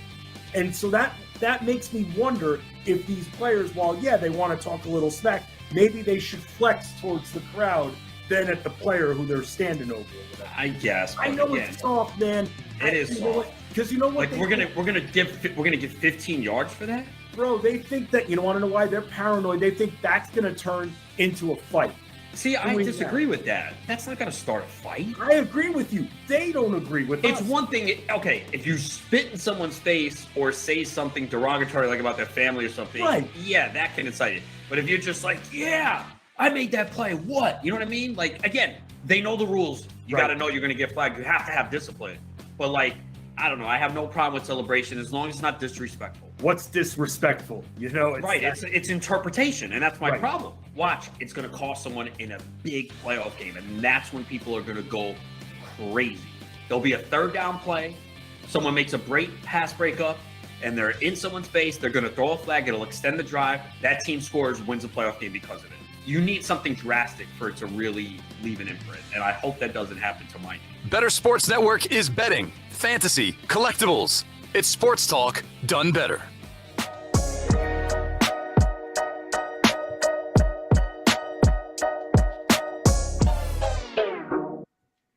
What's up, everyone? Welcome back to the Front Yard Fantasy Morning Show here on Better Sports Network. The game. Auto game.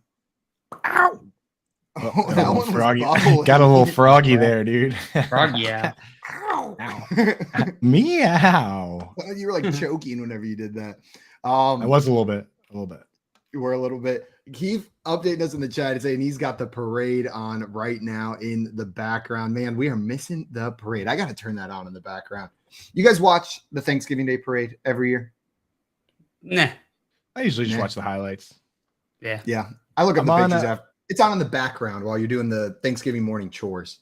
I'm checking out the hashtag right now, see what's going on. But Keith is also a New Yorker, so he's got to support that kind of stuff.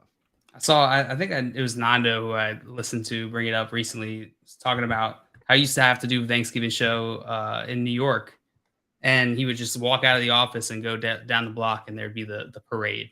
Just go watch. Like, that's pretty cool. It'd be kind of lit to be at it. Yeah. Being there has got to be actually awesome. That's probably cool. Yeah. But we had a question in the chat while we were throw it in the background. A little bit before the break. Terrell asked Slayton, Burks, Sutton, or Pierce at flex.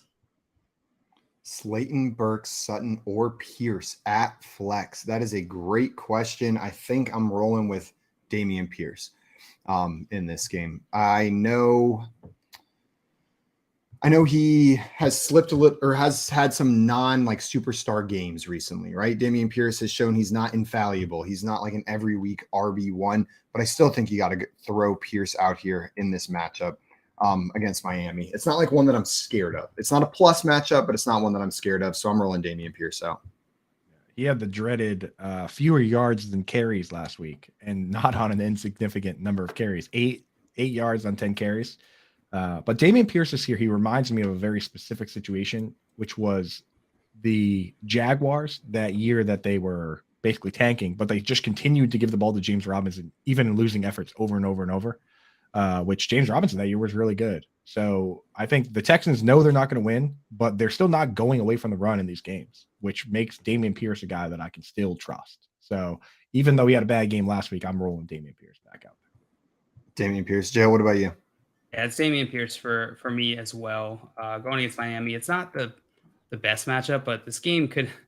The total Vegas is expecting at least like a decent scoring game. Total set at 47, and Houston does not have a ton of weapons. So I think Dameon Pierce is getting the opportunities. So I'll go him. They're going to get crushed. They're going to get crushed, but they still feed him when they get crushed, right? Like they've gotten crushed in games before when he has like 130 yards. Yeah.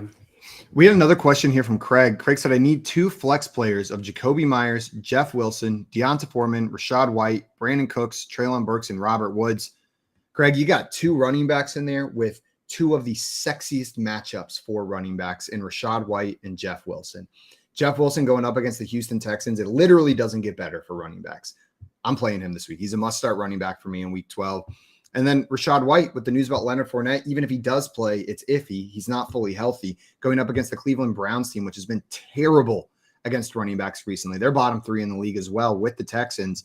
I'm plugging in those 2 running backs. What are you guys doing? Yeah, I'm with you, Simon. Those 2 stand out to me. Even in full PPR, which typically maybe you have a little more wide receivers thrown in there, but Rashad White, Jeff Wilson, definitely locked. Exactly. Treylon Burks, love to have him on the bench. If I see one more game from him that's very good like this, then it's wheels up. But he still played fewer snaps than Robert Woods and Nick Westbrook or Keenan. And then, Jacoby Myers is about as safe as it gets. But when you have good starts, like Simon said, you don't need the safe guy. Good guy to have, but he's pretty boring. And then Brandon Cooks is checked out, man. They took his captaincy away. You guys see that? His sticker. They ripped it off his shirt.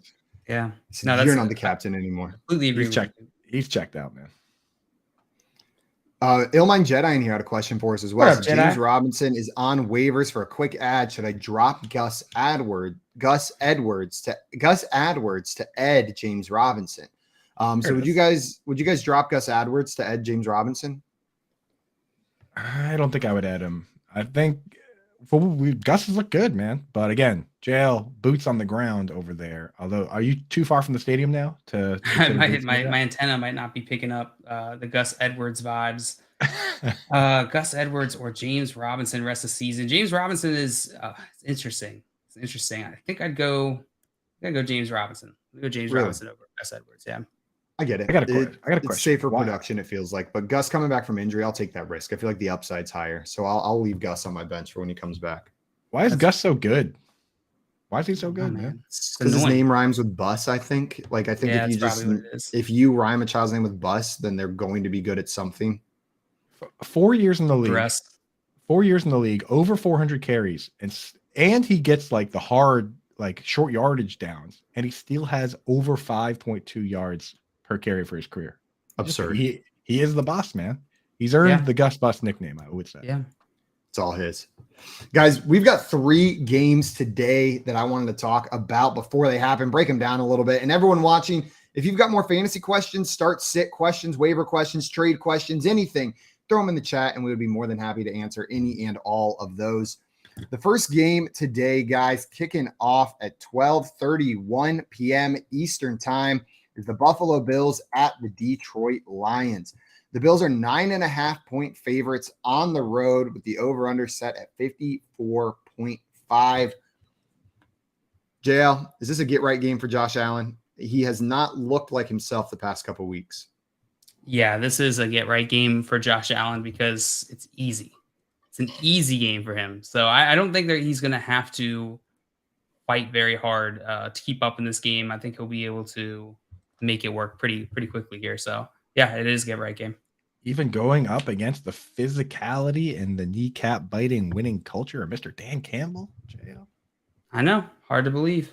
Hard to believe. Hard to believe that the Bills could beat the Lions today, but feel pretty good about it. And I look at a lot of these matchups, a lot of these teams, and there's so many teams where sometimes I look at it and there's not even one player I want in fantasy, right? Like I look at this Texans, we just talked about it. I don't want anybody but Dameon Pierce, but this Bills team, I'm starting pretty much all these guys are good starts. Josh Allen, Stephon Diggs, Gabe Davis, good matchup for Dawson Knox, and he's been running a lot of routes, right? Devin Singletary's playing a big snap share, right? Like there's a lot of fantasy relevant guys on that side of the ball. Now, on the other side of the ball, boys, I gotta ask you, right? Amon-Ra St. Brown, you start. Yep. Outside of that, anybody you're feeling, even in DFS, is there somebody, because we know we probably have the biggest Khalif Raymond fans in the industry in our chat with like, Better Boss and Tommy and the gang. They like a good Khalif Raymond, but is there anybody that you kind of like, at least out of the rest of the Lions? The Bills are easy, but on the Lions side. I will start, if necessary, Jamal Williams.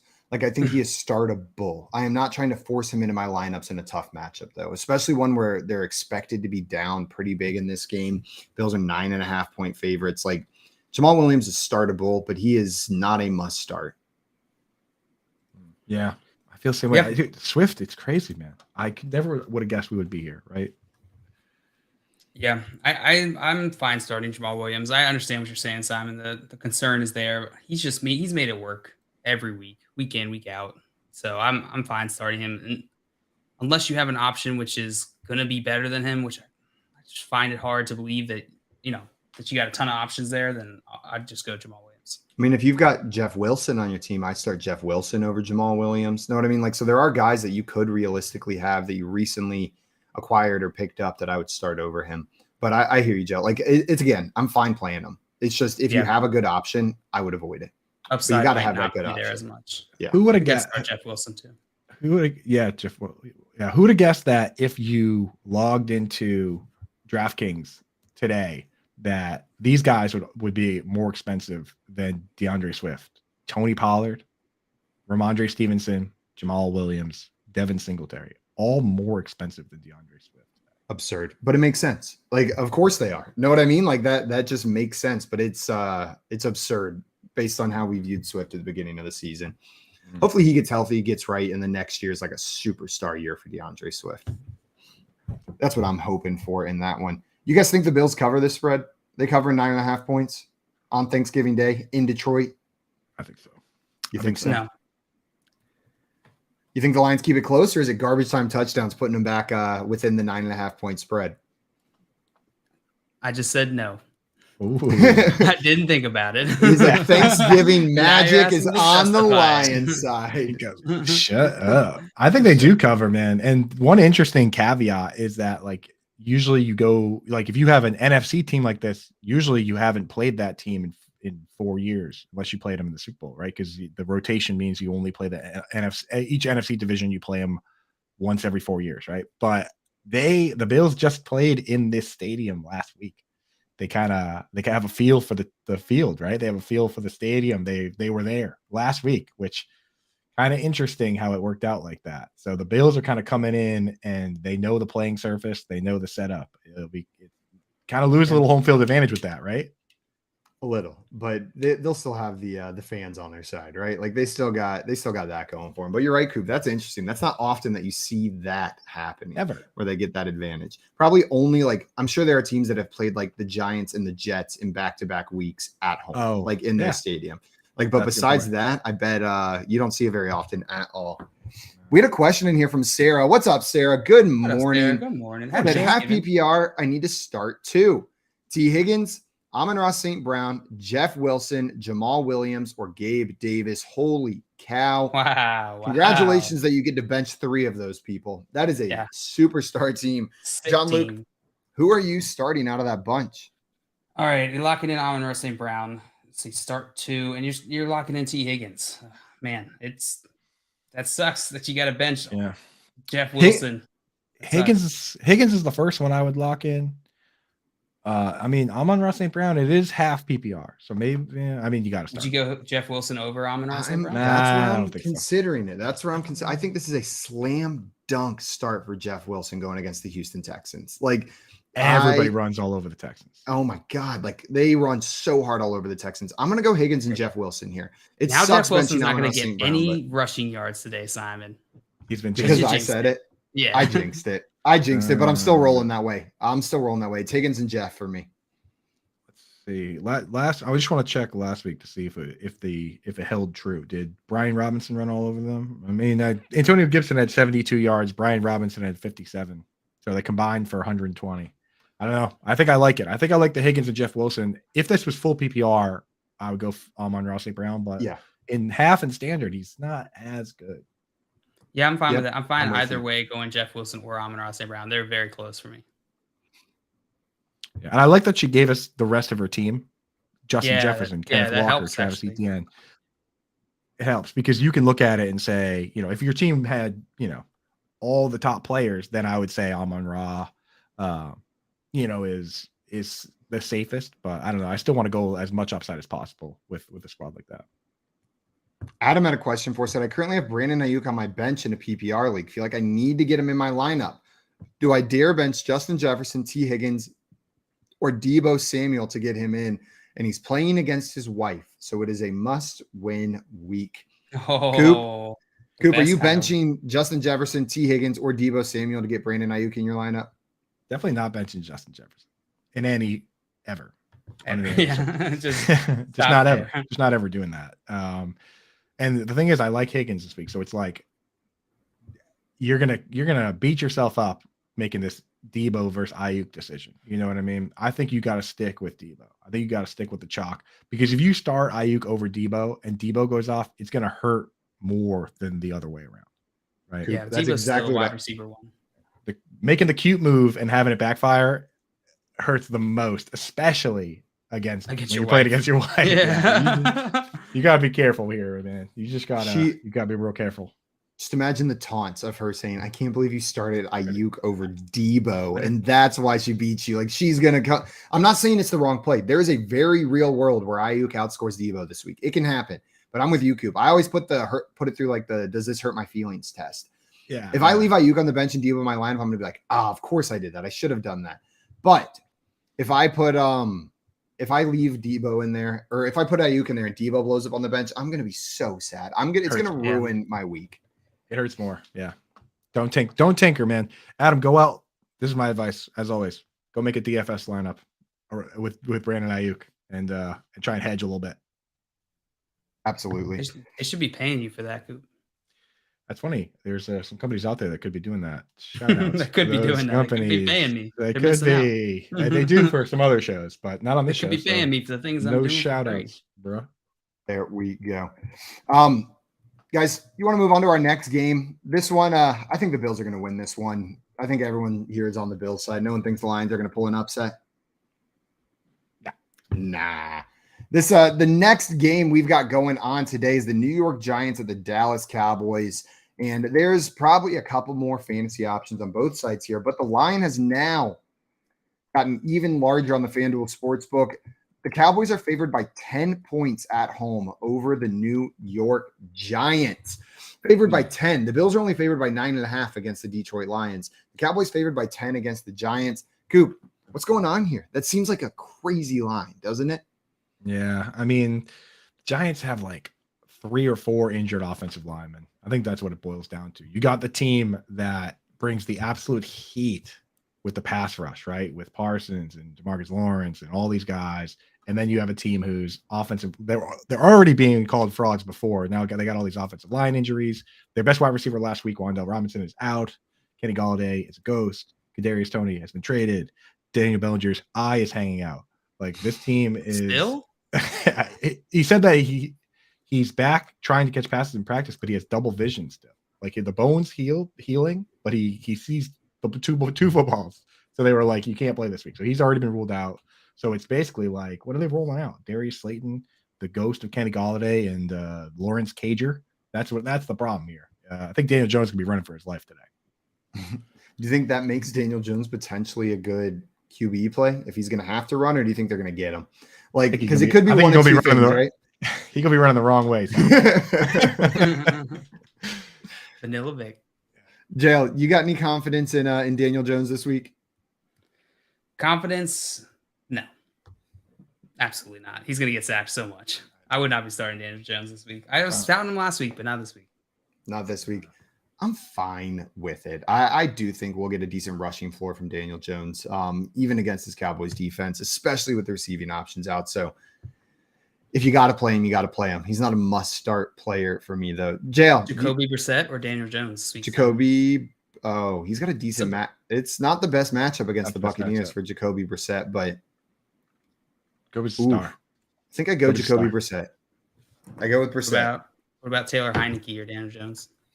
Who do the Commanders got again? The Commanders are playing at Atlanta. Oh, yeah, Taylor Heineke. I like Heineke. They're favored in that game. They are. What about Marcus Mariota on the other side of the ball, or Daniel Jones? He's Daniel Jones. Marcus Mariota. Just give me Daniel Jones. Yeah, okay. That one. That's where I draw the line. I think we found the line, JL. We did. Give us one more just to be safe. Trevor Lawrence against Baltimore or Daniel Jones? Trevor Lawrence. So maybe we didn't find the line. There we go. There we did. Or Jared Goff or Daniel Jones. Okay, Daniel Jones. There it is. Okay. All right. There's the line. Daniel Jones, you are above the Goff line. Yeah. It's an important line to be above. Tommy's saying Cowboys to Danny G, like Mr. T to my prediction. Pain. We also had B-Dub in the chat saying, Happy Thanksgiving. What a treat. Happy Thanksgiving. Football today. Yeah, we get some World Cup soccer and some NFL football on this beautiful Thursday. We had a question from Patrick come in here. Wanted to know, how do we feel about Ramondre Stevenson today against the Vikings? Coop, you got the boots on the ground there. How you feeling about the Rhino, Ramondre Stevenson, going up against the Vikings? Yeah, I mean, the Vikings are middle of the pack run D. The Patriots have been a good run offense. And he's, like I said earlier, you might have missed it if you just jumped in the chat. But even though Damian Harris looked good last week, he only played 19 snaps. Ramondre played like 49. He's getting all the pass work. I'm talking Damian Harris played less than 10 pass snaps, and Ramondre played almost 30. That's where a lot of those passes, those snaps are coming from. And that's where the value is derived from a lot of times. We know, based on Scott Barrett's research, that even in standard, targets are more valuable than carries. So Ramondre Stevenson is a guy I'm trying to get into any lineup I can, unless we're talking about these guys that are playing like every snap. So unless you've got like, the Barkleys, and even the guy like Singletary who plays a ton of snaps, I would start ahead, but I feel pretty good about Ramondre. DFS play for sure when you only have 3 games. Did you throw that stat out that he's getting 20 or 75% of the targets, running back targets? I didn't have the target number, but that's a good stat. So, I couldn't remember if you had called it, but it was supporting what you were saying here. Is it's currently getting 75% of the running back targets, including last week. 65% of the running back attempts. It's pretty good. 61% on the season. Right. What more can you ask for in this world? Right. What more can you ask for? Yeah, I like Ramondre. Where do you think he finishes this week, Coop? Is he a RB1? Like top 12?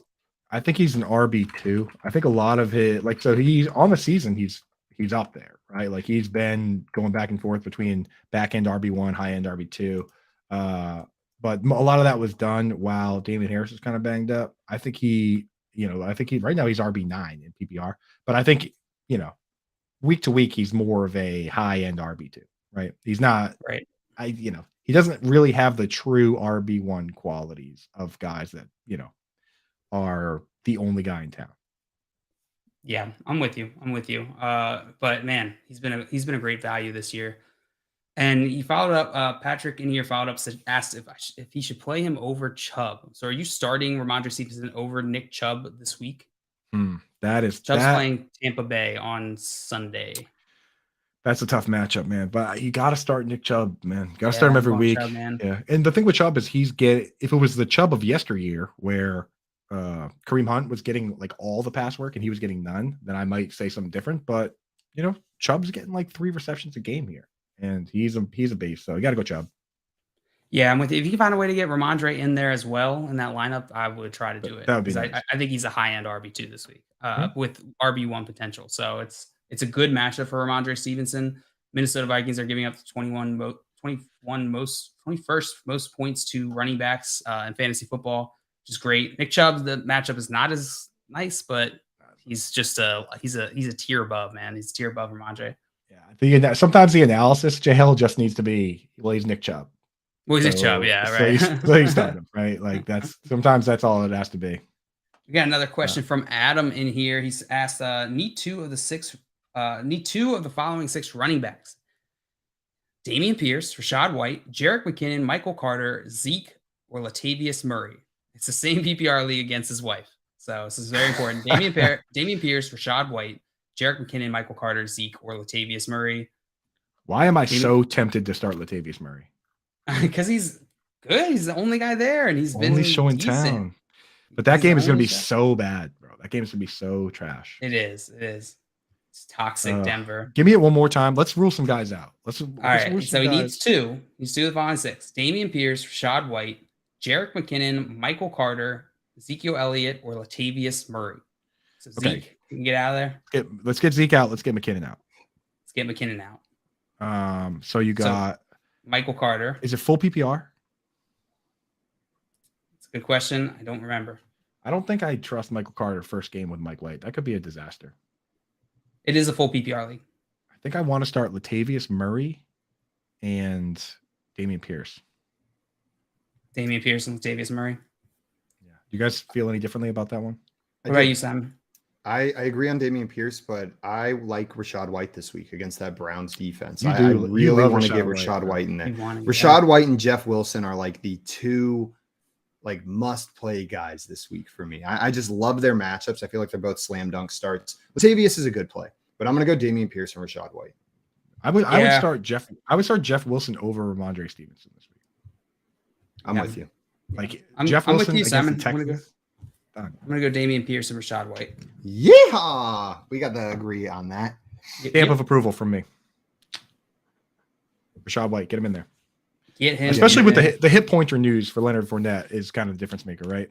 Yeah, for sure. Anyone that didn't hear, they came out and said that it's not just Rashad White being very good, hit pointer for Leonard Fournette that he's dealing with. So kind of locks in that minimal usage for White.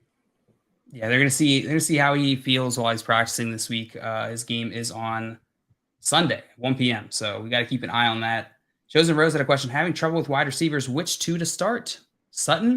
Cortland Sutton, Mike Williams, Josh Palmer, DPJ, Donovan Peoples-Jones, Demarcus Robinson, or Christian Watson. So you can take Mike Williams out. I don't think he's playing this week unless there's been drastic news that I've missed. Yeah, he's expected to miss is all I was going to add there. Jail, he's not expected to play. So then it just becomes Sutton, I'll take another Josh one out. Palmer. I'll take another one out before you even get there. I'm not going to start Christian Watson against Darius Slay and James Bradbury this week. I think that's fair. And we could probably take Demarcus Robinson out as well. I agree. Yeah. So then it becomes Sutton, Josh Palmer, DPJ, and he's got to pick one. Oh no, sorry, he's got to pick two. Take Sutton out of there for me. Roll out Josh Palmer and DPJ. Call it a day. I like it, man. DPJ's been good, bro. He's been good. Yeah. He's been good. I said it the other day. I feel like DPJ sometimes with the questions now, like they come in, the perception hasn't shifted yet. Like he's being compared to guys that I think he's in a tier above at this point sometimes. Like to put him with Demarcus Robinson or with Darnell Mooney, like DPJ's above those guys. Just start him. Like he has been great for fantasy so far. If that 99-yard game was a 100-yard game, he'd move up a tier. It's just when you look at his stats and there's no 100-yard games, I feel like it's like mentally you're like, man, that's like the third time you brought that up this week. That's where's that third digit? Where's that third digit though? Is that the 99 doesn't look any different than a 60? You know what I mean? You need that third digit on there to be like, okay, this guy's got some upside. Let's see. We got DJ in here asking, hey, are y'all stashing Darrell Henderson? Somebody just dropped him on the waivers as a Travis Etienne owner. Seems like he won't be taken away for Etienne, but does Henderson feel like a strong stash? I don't think he's going to take much work away from Etienne. Etienne's the main guy there. If you're going to pick him up and stash him, it might be as a backup strategy here if you want to get in case something happens to Etienne. Otherwise, I'm not super bullish on Darrell Henderson. This is the litmus test on that.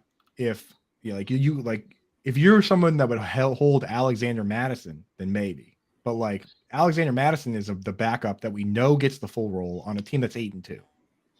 So Madison immediately is a guy I'd much rather have than Darrell Henderson.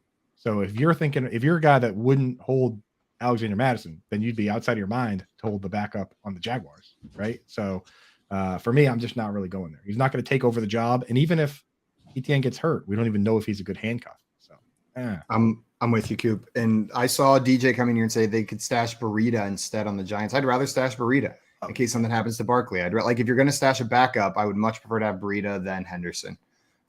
We've seen Burita kind of do it. Burita exactly. Yeah, exactly. Brandon's got a question too. He says Pittman, Pickens, Watson, Cooks, Hollywood. If he plays, need 3 of those guys. Need 3. Anybody jump right out that has to be in there because you got 3 you got to pick. Michael Pittman, George Pickens, Christian Watson, Brandon Cooks, and then Hollywood Brown if he plays. I think for me, it's going to be Pittman, Pickens, and Brown if he plays. If Brown doesn't play, then I will throw Christian Watson in there even with a tough matchup. Brandon Cooks isn't an option for me. The thing with Hollywood is that we got a quote from Cliff Kingsbury, and I did not like it.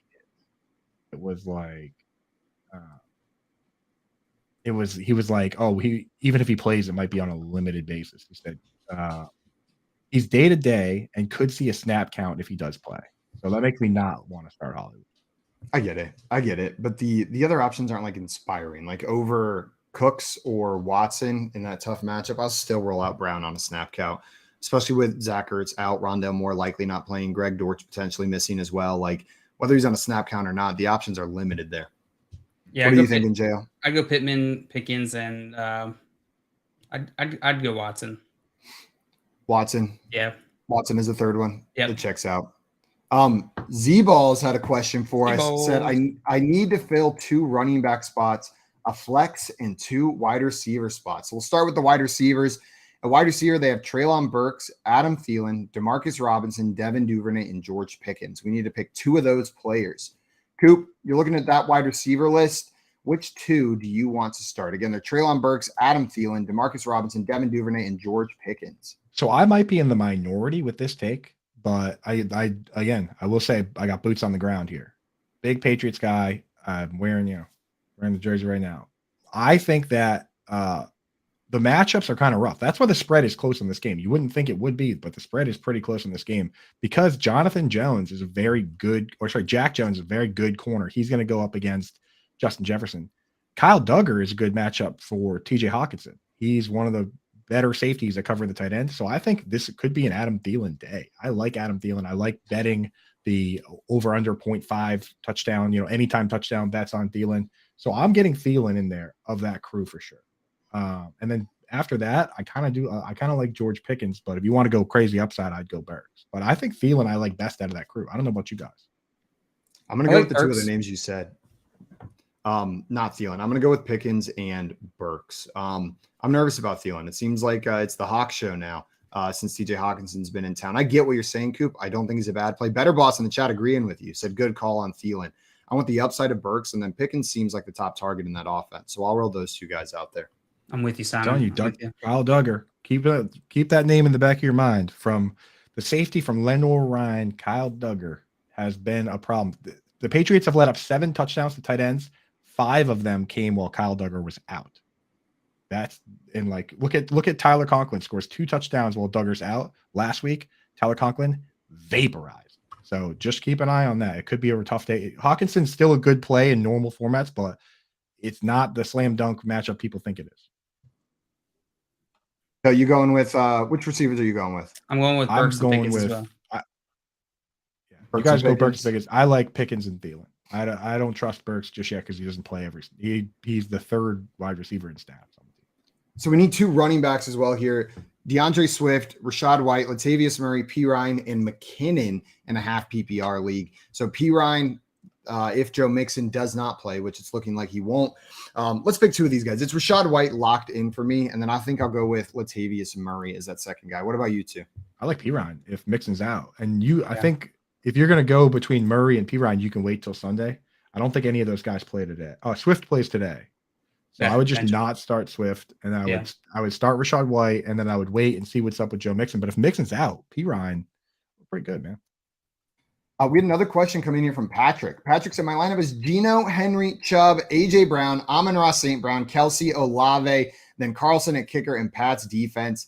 On their bench, they've got Dak Prescott, Ramondre Stevenson, Michael Pittman, Juju, and Eagles D. Would you guys be subbing any of those bench players into the full lineup? Trying to get Prescott, Stevenson, Pittman, Juju, or Eagles D in there.